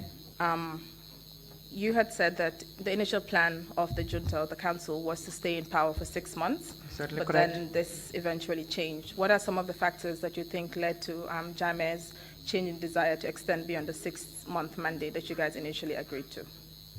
There we will come to the collective. I am not quickly trying to throw mud on everybody, but these were part of the individual and collective failures. I will not say the institutional failures, but these were outside the institutions, they were individual. Because I learned first, as I said, when Baba Job came, Soldau, Jobate, and Barry, to try to talk me out to accept forming a youth organization, this 22nd July Youth Movement, I learned similar approaches were made, especially to Sukuta and Burfoot. And from there, even before my arrest, delegations had approached us to extend our stay in power, particularly Burfoot and Sabally. And later I come to understand, whilst I was in the prison in '96, that to say it in Mandinka or in Wolof, Sukuta ak Burfoot ñoo ngemba jaaya pour mu simit uniform bi mu taxaw as a civilian candidate for the presidency. So in short, it was external forces or external pressure. Exactly. Okay. Finally, we've also had some witnesses. One of whom was the former Minister of Agriculture at the time, O.J. Jallow, Correct. who said, who explained their own ordeal as well during that time, and in particular mentioned that you visited him 4 times to arrest him. So I would like, in your final remarks, since you had the opportunity to apologize to some of the victims yesterday, if you could also just apologize to OJ and the crew or the other members that were arrested at that time as well. To OJ and all the PP ministers who were manhandled by myself and my guards, I said wholeheartedly, I am very sorry, deeply sorry, and I regret the incidents to have happened. Thank you. This is appreciated. Thank you. Thank you very much. Thank you, Commissioner Imam Jallow. You have the floor. Imam Hussein Jallow, witness. You found a note inside Barrow's pocket. Correct. Indicating names of people who are involved in an attempted coup. Correct. Did you and your group ever ascertain whether actually that list was written by Barrow or was not planted in his pocket for the purpose of carrying out the intentions to wipe out 11 Gambian lives unnecessarily? That's the first question. Okay. Do I come in? Okay. To ascertain or not to ascertain, here we have not done that, but personally, I am the one who found this book in his map pocket. Whether he was the one who wrote it or not, I did not ascertain that. But for me, it was enough, the content of in the book was enough for me to know what plan they had against us. Thank you. Question is, Please. what advice would you give to young army officers presently serving against toppling a legal government in view of all the experiences you have gone through and what has happened to this nation for the last 22 years? Thank you.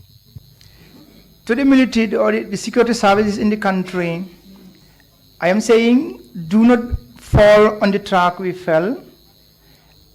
Fine, if you look at any issue, there are two sides to a story.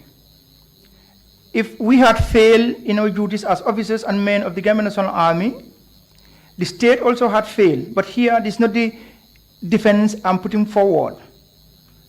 You have asked me to talk to what advice I would give to the armed forces. I am saying let us stay in the barracks. If you have any problem, as we did before, try to find out where to address those issues. There are officers also I would advise, please, for God and heaven's sake, for the sake of our nation, take the complaints from the junior officers, the men, and forward it to the right chain of command, and make sure that it is not only enough to forward their complaints, but also to make sure that these are followed until solutions are made out of it. Thank you. Before we give you the opportunity to make your concluding remarks, Mr. Sabally, Commissioner Carr has indicated that he left out 2 short questions. I hope you make them short. We'll come to you. Bishop, you want to ask for the floor as well. Commissioner Carr, can you hold up a little bit since you had the opportunity earlier? Bishop, you have the floor, please. Thank you, Chairman. Mr. Sanna Bairo Sabally. Please.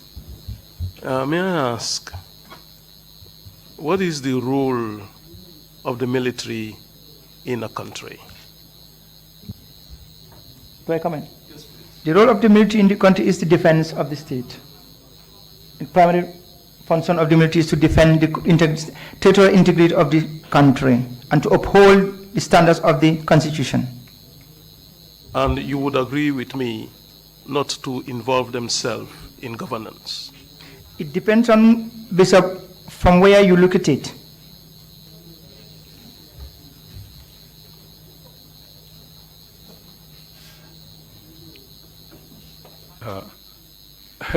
It's quite an answer. Thank you.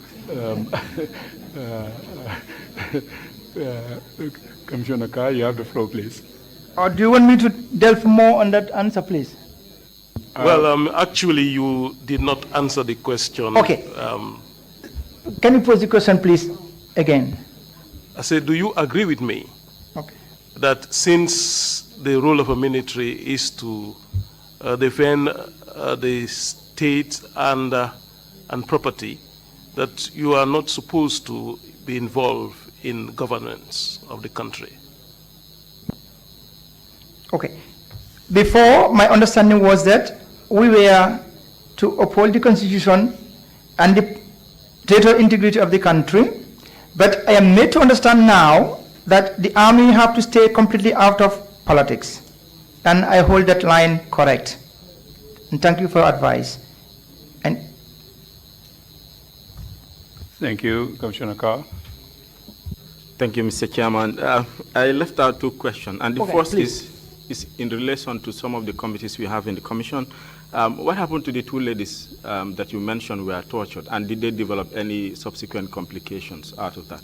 Yeah, one to this day could not conceive any baby, and the other one could never go to bed with a man.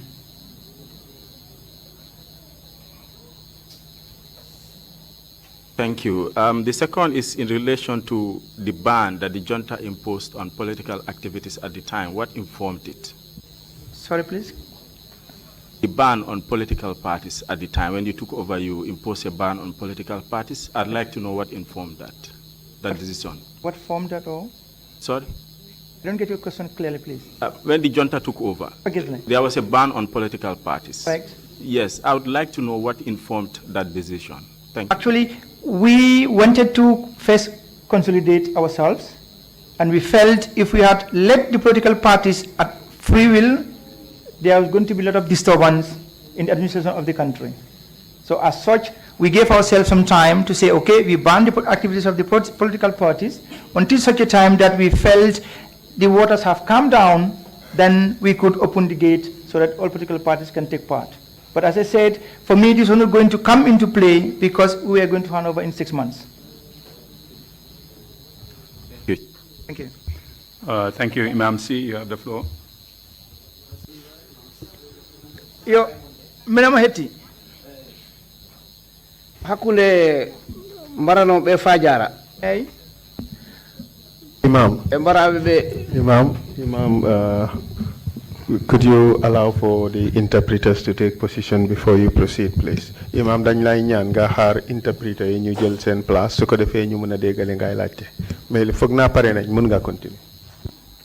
mbarano be fajara dido mbarano be ton. The two who were killed in Fajara, Nega do me de yundum. when you brought them in Windum, On ube nyanden wala ko weti ton kadi ngartudon nawdon beeda. did you bury them in the same day or you buried them Wala lu when you went and fofu collected? Or it happened in the same day? Onyana be mingulbe. The same day, we buried them in the same day. nawno be ladde to kadi ko homo waktu nawdon be ko suba kan nako ko nyalaw. The one you took at the forest, what time did you take them at the forest? Was it in the morning or in the afternoon? I had the kiki there. In the afternoon. Kikide. In the afternoon. Hawro e jemma. It went on. Afuto futanta. Afuto Then fotani. Maghrib, it was not yet Maghrib prayers. Nam lal dimal ngal ne jamirɗande kadi yo ware. The second time, Teskaaki hen hay gotto mo ganda hoore ma gotto fo wari o. you did not even mention who killed what and who. Kono ande jamirɗande yo ware kadi ana fella on jamanu wala felli. When you give the order, you yourself, did you shoot or you did not shoot? Mi felli. I shoot. felli. Hey. I shoot. E dum so yewti kadi mbolol ma jetta mbolol ma jarna. I'm praising you E jabbu mo garda ngo ha do for you to cettida accept to come and testify. te before the nunduɗa council. kadi kalɗa ko mbaɗɗa ko fof And you also accept what you have ala hen committed. ko cuuɗiɗa ala hen ko You did not caliɗa hide anything, you did not deny anything. mbiɗol ma hen jetta mbiɗol ma hen I jarna am praising you on that. kadi mbiɗol ma namɗo kadi hakkude musidɓe Also mbaɗɗaɓe asking kadi you- ko hono on kadi miñorɗa hen The people that you offended, their relatives, what is your intention in that? Mi hulata hen neɗɗo mi hersata hen neɗɗo. I will not be afraid of any human being, and I will not hide on any human being. Gilan dalmi ɗo ko alquran o nangumi he jungo. When I stand here, I swear to the Holy Quran, Mimi ko gonga tan kalanmi ɗo. I will only speak the truth, E gonga o kalmi ɗo. and I speak the truth. Si mi feni ɗo, If I lied here, so onon on ganda gonga o. if you people, you the commissioner, you do not know the truth. Jomirawo Allah o tin o eno. Allah the Almighty, who is seeing us Takɗo ne o. and who created us, Mo andi gonga o. He knows the truth. Allah tigi hoore mum wiye alquran e. Allah Himself have said it in His Quran. Kul jal haku wa zaka batilo inna batilo kana zahuka. The saying goes on. Meaning ta suddu gonga o wudere ganduɗa ko wudere fenande. Don't hide the truth, and the truth that you know is a lie. That is, do not conceal the truth. Do not cover the conceal the truth with lies With or lies. falsehood while you know what the truth is. Do not conceal the truth or cover the truth with falsehood when you know what the truth is. ɗon so yewti kadi hono caggal mum mo And after jaltuɗa that- ko leydi ndi mba ɗuranama caɗele caggal leyɗe When you return back to the country, hope it did not give you any difficulty outside world. Min gila ngaram mi ɗo mi miijake ha hunde si wona mi ara ɗo mi haala gonga o. When I was coming back to this country, I did not think of anything. The only thing I have in mind is that I'm coming to this country to give my testimonies. Si mi ruttimane si mi rutaki fof ko battal Allah. If I go back or I did not go back, all it is I will see that is the. ko jaltuɗa ko mbimi mbara daña caggal leyɗe to caɗele What I'm asking is that when you went on exile, hope you did not have any difficulties outside. Caɗele mom hay sila galle ma caɗele na ɗon surtout sa funti Even leydi. in your compound, you have difficulties rather than if you go out. Kono noon, like the English said, there's no place like home. Galle ɗo ɗo gonɗa ko ɗon ɓuran ma sa yehi leyɗele. When your compound is better than when you go out. a jarama Thank you Albarka. very much. Sanna Kogonga Halido and Jarama.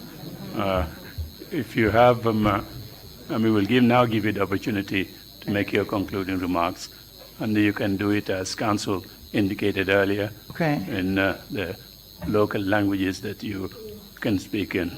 Please proceed. Mbadi mandinko na kam moy laal. ko fellow Mandinkas and those who can speak Mandinka. Ngala tentu bake. Great thanks to the Almighty God. And nga Gambia dingol tentu bake. And I'm expressing my sincere thanks to the Gambians. And Gambia masakunda membe sirin sainte. And the present Gambia government. Parce que lafta mim fola tenting. Because what I want to say now, since I came out of prisons and I went out of this country, because I love this country, because of that, I've never sat down during the day or a night, just like I was a mad person before. I was planning everything to come back into this country and get and remove Yaya Jammeh from power. But the day I had that, I planned to do that. Through the coalition. That's the day I stopped that when President Barrow took over the country. That's the day I stopped planning to come and remove Yaya. If I name names today, people will start speculating. So many people in the diaspora were talking, beating their chests. We removed Jammeh from the government. They tried something, everybody tried something. But there were many who were on the ground. They didn't come out into the open. Those who were beating their chests, their love for this country was not more than those who were on the ground. Today I will name two people among Gambians.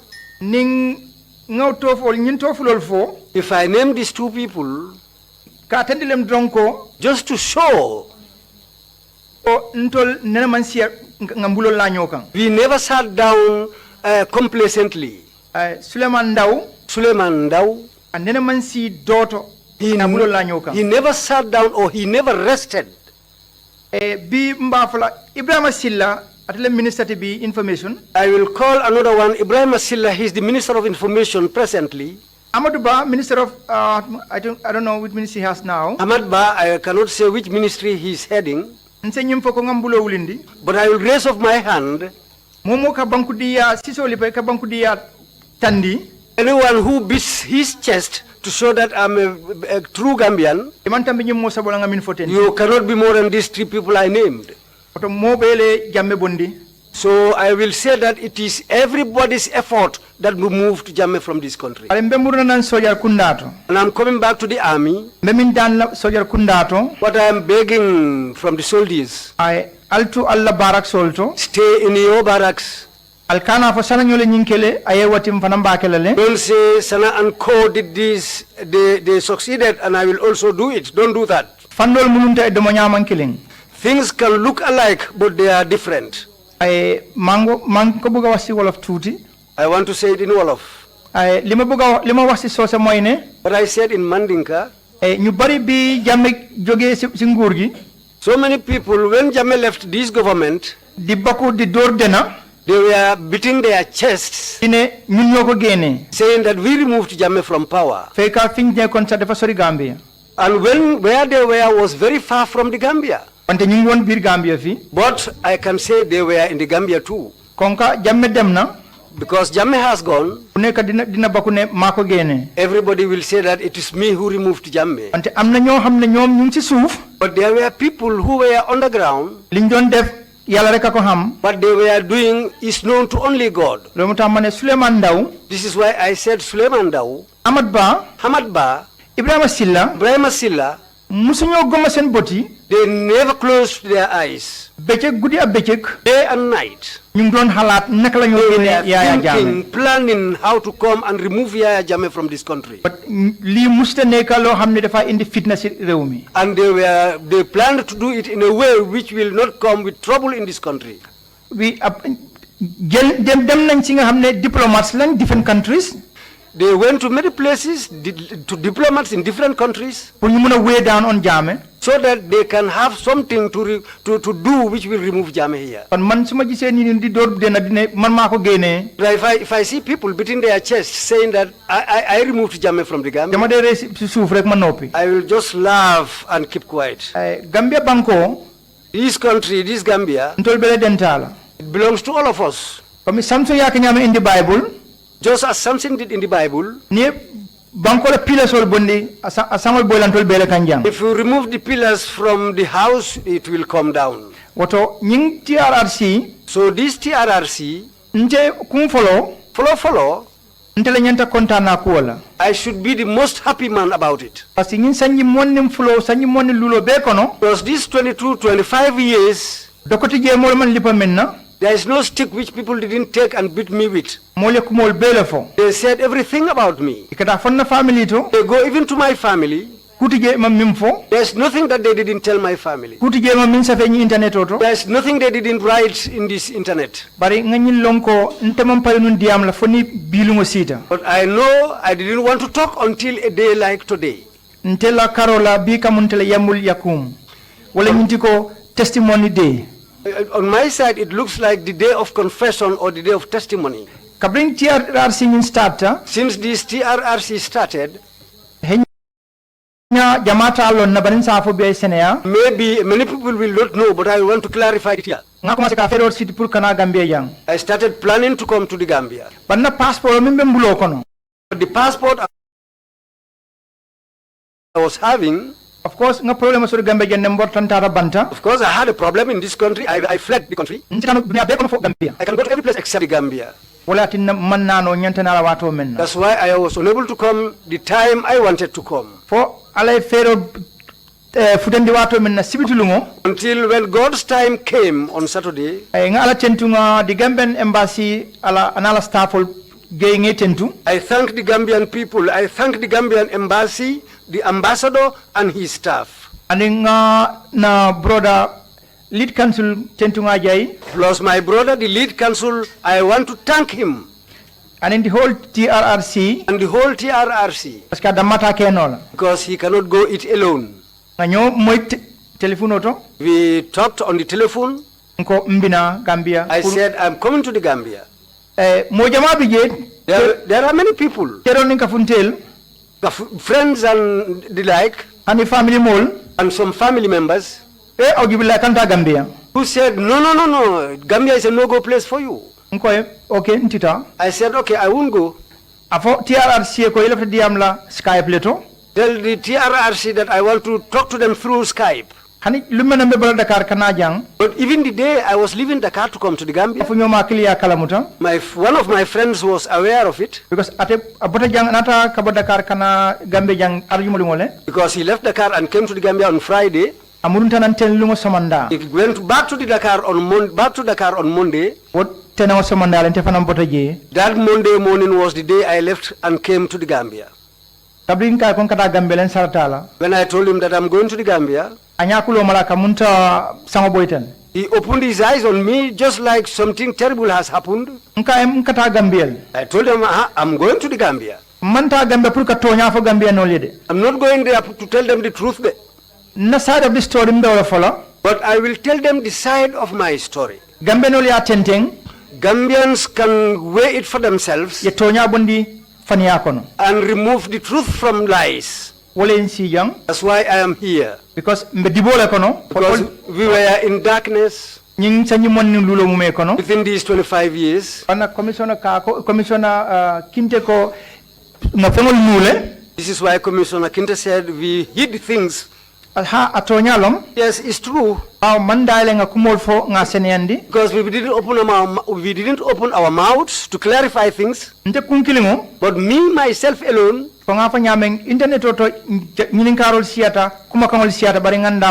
just as I said, there were so many things written on the internet, questions and so on, but I kept quiet all along. I kept my mouth shut until a day like today. So I will say at this point that TRRC, I will tell the whole Gambians that anyone who was a soldier, whatever you go through, jannin TRC bine kammala before TRRC will come for you, yes singo wuli danken ena futela come yourself to the TRRC and show yourself. ye lungo dilela They will give you a day, yet wato dilela they will give you time. yela call for yalo nyame You come and say and tell them the truth, how you know the truth. it will be tonya bon la fania konole They will be able to know the truth from lies. parce que ninna ta janga fania dabal nga la nyow kan But if I come here and tell lies, tumondo atol talon na maybe they will not know it. bari alamani masatala menda But the Almighty God who created me abalon dilan will know.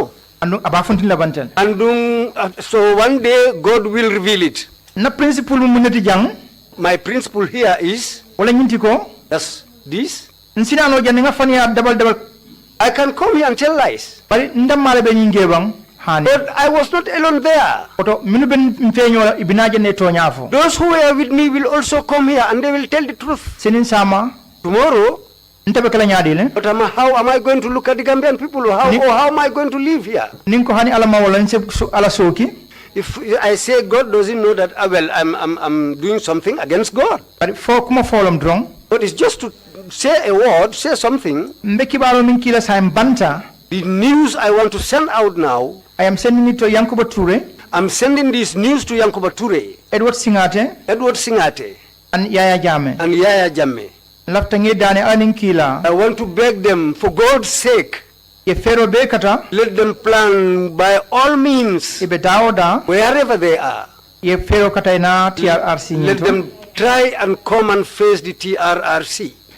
tanati je There's nothing wrong in it. ni tanabi je tonya folom If there is anything wrong, just come and tell the truth. na tonya fo nyoy Let's tell each other the truth. banko e tanyato The country can move forward ngabo dimbawule ngokono so that we can come out of the fire that we were in. banko dole TRC kele Some countries also held the TRRC like this. Rwanda, South Africa, Liberia and Dalajang, Liberia just near us, Sierra Leone, and not long ago Canada did it. Andung I am mekontanim bake, and I'm very happy. Paski nye wala TRC composition o gibe. Because if you look at their composition of their TRRC, ila banku dingol nim banku dindo lebe jakasiringe. Their citizens were mixed with others, or mixed with foreigners. But in TRRC, but this TRRC, mfangala banku dingol lam is pure Gambian. It's purely Gambian affair. Wala nyinti ko mbe nyola culture understand nale. That means that we will understand each other's culture. Ngana saim fangala kuoto. I'll come to myself now. Gambia mumembal hakedanila. The whole Gambia, I'm appealing to you. Kamo hakedani. To appeal to you and beg. Karafulalom. Two things. Ye men iboita men kasida. The people you offended. So that they will have forgiveness in their hearts. So it is true. Anybody can get up here and say, Sanna, shut up. The hardship you meted on the people, those who died, because to stand here and say, please forgive me, will not bring those people back. But it is true. Anyhow, what I can say is, I'm appealing to you, I'm begging you people. When I was leading and the soldiers who were following me, whatever we did wrong, and it is not the right thing to do, I'm begging all of you, please, I'm begging for forgiveness in my name and those who were following me. Just as I said, I was a kid, or I was a child, or a young person in those days. I was not experienced. But today, I thank God, I have reached an elder's position. It means that I now know what is good and what is wrong. If I can have it my way. November 10, November 11. November 10 and November 11. Those who died in our hands. I would like to see their families, to appeal to them and beg them for forgiveness. I come back to the the institutional failure of the country. I come back to the, now I want to talk in English, please. Okay, I come now to the institutional failures of our country on or before the 22nd July 1994. As we all say, at the time we had corruption to our necks. We were swimming in corruption. It was nothing but everybody was for him or herself. And these were some of the main roads that we rode on to get to where we had to go to on the 22nd July to take over the reins of the country from the former ruling PP party. My little advice, I'm still young among elders here. If you are within the elders, you must not raise your voice, for the elders know better than you. However, since I have the opportunity to be asked what I would advise to the public, I take this opportunity to say what I want to say now. In this institution, we have a culture where if everything is going right, I am responsible. When something goes wrong, somebody is responsible. In government, I had personally, I never rested. I give an example one day. I went to the clinic in Sukuta. It was around 6, 7 in the evening. It was my normal patrol control. I go alone. I went to this clinic. I found the nurse on duty was not there. I asked the watchman, where is the nurse? The watchman immediately wanted to beat me. And I explained to him, I was the vice chairman, and then I wanted to see the nurse on duty. He said in Mandinka, atatala kambano leya. Nka maninka ngola, atata mintole akatatala kambano leya. Nka isen sambano jebang akonya ko manjelong. Nga ako niman sambano jebimbe sambalale. I told her, if you don't take me to the place, I will take you. Nibitanyo kata dame. I will go with you to wherever I'm going to. And he said to me, I know that place. So he got into the vehicle and we left. We took left and right turns until we got to the compound. When we arrived, we knocked at the door. The man came out. He stood and asked me, what are you doing here? I said to him, I am asking for the nurse who is on duty at the hospital. He said to me, if you do not leave this place, I'm going to do something to you. I said to him, whatever you will do, but I've come here to pick the nurse. He took a position, wanted to hit me, and I announced to him that I was the vice chairman, Sabally. I think at the time the nurse heard my voice, and she came out running. I said to her, get into the vehicle, and she got into the vehicle, and so we left with the watchman. We got back to the clinic. As we got to the clinic, we found the women. Ladies were in labor. We found women in labor. They were assisting each other. Minister of Health commandi. That was the day that I called the Minister of Health. Fatumata Tambajan Jallo. Sorry, Fatumata Jallo Tambajang. Fatumata Jallo Tambajang. I said I'm at Sukuta Clinic. I told her to come to the Sukuta Clinic. Her husband said to me, why would you be calling my wife this time of the night? And I said to him, well, this is part of our work. When Fatumata arrived, it coincided at the time when this woman was assisted and she'd already given birth. And she had a baby boy. And they named him after me. Another incident at the Serakunda hospital, for example. Incident of Serakunda clinic.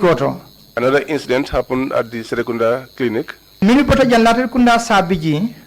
We once left Latakunda Sabiji. Those that got left came from Latakunda Sabiji. I think everyone would know Master Jata. How His wife was brought to the clinic. Kabrin samanda for 5 o'clock. From morning time up till 5 o'clock. Musobe tingoto. The woman was in labor. No sobe sirim bantebe atayala. The nurses were outside brewing attire. Natan dunta kontonga musajata trasiring ayak bulol akumuta bulol kono. I arrived, went inside, and I found Master Jata. His head was buried in his hands. At the time, I did not know him to be Master Jata. I asked the nurse. Master Jata himself was the one who was angry. He said to me, she's out there seated outside. It's like I asked him the question, what is your purpose of being here? He said to me, I brought my wife here since morning up to 5 and she has not been attended to. I turned and returned back to the door. I asked for the nurse. Those that were seated brewing attire, they all scattered. I held her, brought her inside and told her to assist the women. Minister of Health command again. I then called the Minister of Health again. Transfer in the provinces. Those two nurses, I requested that they be transferred to the provinces. Now I come to my own situation in the office to show that there were institutional failures along lines. My own permanent secretary, my own secretary at the vice president's office, Sehu SR Njai. Aketa Arabolumoliti, 3 people were supposed to travel to Dakar, Nyantala Seminala. Mosaba Nyantala Dakar Kata Karamulaje. Mosabo Inata, Ikonyako Vice, Nkonam, Ikonyako Laptayam Fu Motola. These 3 people came to me and told me, Vice, we want you to borrow as a vehicle. I gave them a vehicle. They told me that they will be leaving the country tomorrow, Thursday. That Thursday, they left here and went to Dakar. On Friday, this Sehu SR Njai, I list on he brought a list for me.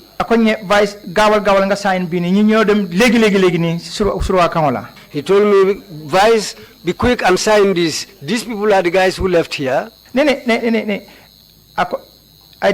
told me, sign this paper, Vice, quickly because these people are leaving right now to Dakar.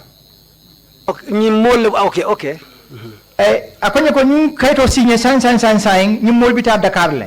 He told me, sign this paper right away. These people are supposed to leave here right now and go to Dakar. They are supposed to travel by Senegal Air. If they are here up to 12 o'clock, the flight, they will miss the flight. He didn't know that those people had already left the day before. When I took the list from him, I saw these 3 names. Apart from those 3 names, they added other names there until it became 16 names. Everything together. If you look at it at that time, these 3 people, their per diem, their hotel bills, all added together, $20,000. It was below $20,000. But the list they brought, it was 4 million plus. It was 4 million plus. He wants me to sign that document. With the help of God, I saw that mistake. MB Wada Kumandi, the Secretary General. I called MB Wada, the then Secretary General. A meeting of Kumandi. I called for a meeting. Sehu Sise Kumandi, who was the chairman of the PSC. I called Sehu Sise, who was the chairman of the PSC. I showed him this problem. Under the PSC laws. They looked at it on the PSC laws. Sise Konyeko, dismissal is the case. Sise told me that these people should be dismissed. But maybe I don't have enough time. When we come to these institutional failures, if we come to the institutional failures, everybody was taking part and everybody was part and parcel of these institutional failures. Yeah, I have my reason. And it is because everybody was there for himself or herself, we failed to make the checks and balances we were supposed to make. It was even like that in the military, in the army. People don't respect the institutions of the state. We take them to be nothing but only belonging to the government. And if I may ask, who is this government? Are we not the government? Therefore, let us respect the time to work. When I was there as vice chairman, I made sure that everybody was at work from 8 o'clock to 1600 hours.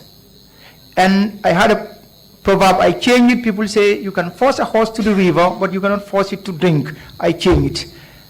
I will not force the horse to the river, but if you are at the river, you will drink. Right. Tres Drame can attest to that. I once went around and I found 17 ladies, all our secretaries, on one typewriter. Then we didn't have computers in the government, if there were maybe very few. And I asked them, what is your job here? I am secretary, and you secretary, and you secretary. And we came to find out all these 17 ladies, they were transferred to the provinces. For over 4 years, they all refused to go because maybe Sanna is my uncle, Sanna is my brother, Sanna is Demba is my father. I told Tres Drame, bring me a paper and a pen, because we had a list of where we had shortages of secretaries. I closed my eyes, I took the pen, I put it on one name and one name for a school, for example, until we finished these 17 people, ladies. We left only one there who was supposed to be Ngaminta at the typewriter remain. The one that we found at the typewriter, we allowed it to remain. And the rest were transferred immediately. And one was there, she was my sister, so to say, extended family. The father is from Lamen, the family is from Lamen, but she has ever refused to go on postings beyond Serakunda. He said even Lamen was a bush town. And I have no doubt if we all would feel the same way, we would not go to the provinces for posting because the province is a bush. I come from Kasakunda. I only see the moonlight. I am appealing to the state. I'm appealing to everybody, every Gambian. Let us respect ourselves in work. Let us see that we go to work, we deliver the work. The European countries are not better than us. They came from a point and they are today developed. We call them developed countries. We are underdeveloped countries. That is total false. We can be developed as they are. The government is not foreigners. In the government are Gambians. Let us help each other to get to where we want to get to. Our past should not be our future. We cannot change our past, but we can change the future, and that we need together. The Gambia, we have it today. What we need is Gambian unity, forgiveness, but before the forgiveness, confession to the realities of our mistakes, our misdeeds, and then we forge ahead for a reconciliation, and we look for a better future. Let us not let a dark past cloud a brighter future. And to the journalists, I am not anti-journalism. I am only anti-insincere journalism. Let us give the information as how it is.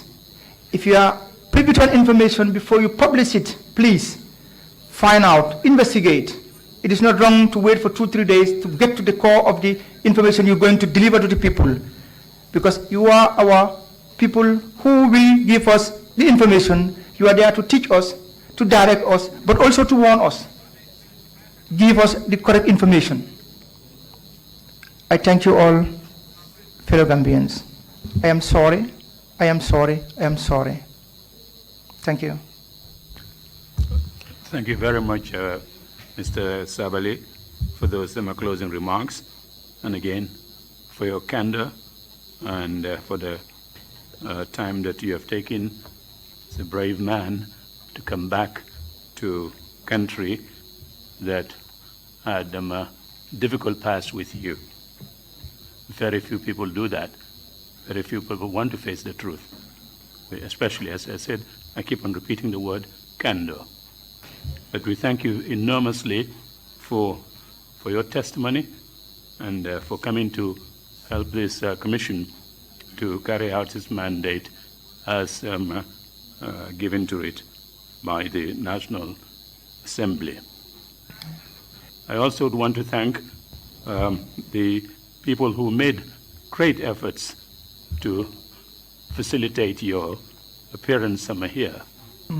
The Inspector General of Police, the Attorney General's office, the investigators here, the legal team, and the entire secretariat had all worked tremendously to make sure that your travel here is arranged properly and adequately.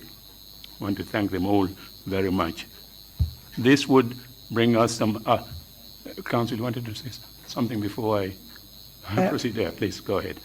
I am just pleased to announce that we have just received information from, I'll just read the information as it is received. So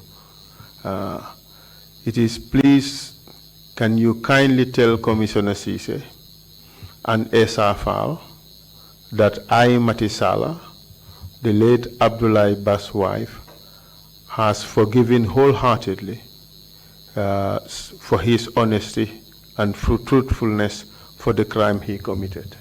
I think, Mr. Chair, you may wish to comment on that. I think it is quite laudable that this family is willing to forgive, even without meeting with Mr. Sabally. Thank you. Absolutely. Thank you so much. That's a very good development. This is what we think we know ourselves, Gambians. Tolerant, forgiving, and understanding. Very difficult path, very difficult for some countries and societies around the world to go over that. But it's a reconciliation thing. I would ask the chairman of the Reconciliations Committee to perhaps say a few words here and then thank them as well. Imam, you have the floor, please. Imam Jallo. Mr. Chairman, this message is very important for all of us. But more important for our brother here, who has come here to say all that he did and say it in the most noble way. It is as a result of this that this message has come to us. We congratulate you and we thank you. But for the other people who are still behind, it is important that you come to this commission. Our intention is to heal, to forgive and to forget, and so that it will never happen again. I entreat everybody who is involved, who has something to offer this commission, to come forward, and we are looking forward to meeting you. Mr. Sabally, yes. Ajarama. Can I say something? I want to make an appeal. I would like to offer my services to the state, to the TRRC, psychoeducation, psychotherapy to my victims free of charge, if it is possible. But also, I want to appeal to the government of the Gambia through this TRRC. There's a project, it was a German project, I was running it. It was supposed to be meant for Senegal and the Gambia, but the moment I have to come to the commission, the project was stopped to come to the Gambia. And I felt it is unfair, but it belongs to the German state. They have their rules and regulations as to how they handle our international community in which Gambia belongs to. I am appealing to the government of the Gambia and the TRRC, please, for God and heaven's sake, the project, Gambia needs it more than Senegal. If possible, I would make an appeal that the TRRC meets the Gambia government as soon as possible. You also in turn meet the German government. That is the ministry responsible for international and international social about, meaning working together in the international community, and the GEZ. You try to get this project to come to the Gambia as soon as possible. They just suspended it, but please talk to the government to help the Gambian government to bring this project to the Gambians. Thank you very much. Thank you, Mr. Sabally, for that information. We will follow up on it. This brings us to the end of Mr. Chair. Oh, sorry. Yes. Thank you, Mr. Yes, Chair. Sorry for interrupting. Before you suspend this session, I just wish to say that Mr. Sabally came here voluntarily on the basis of assurances and undertakings that the Commission gave to him. He did not ask for immunity. He did not ask for anything. It is just his desire to come out and speak the truth and clear the air about what happened, which motivated him to come, because he believes that the Gambian people deserve to know the truth. Now we have heard Mr. Sabally. He has held up to his own side of the bargain. Now it is our responsibility as a people to also hold onto our bargain. He is a free man on his way to Gambia. He would be a free man going back to where he came from. I implore the general public to respect the arrangement we have with Mr. Sabally and to also respect his dignity as a human being. We cannot afford to go back to those years wherein we can castigate and lambast each other and say anything simply because one has fallen foul of the law. We have to respect the law and to respect his dignity. It is only that way we can move forward as a people. So I encourage everybody to give Mr. Sabally his peace of mind. The law will take its course at the appropriate time. Thank you very much. Thank you. Thank you, Council, for those wise words. As I said, this brings us to the end of the proceedings today. One last point, Mr. Chair. It's becoming habitual. I just put in my exhibit. It's 0047. I'm sure you wouldn't have any problem with that. It's the investigative report. Thank you very much, Mr. Chair. Thank you very much. Thank you. You have another interruption?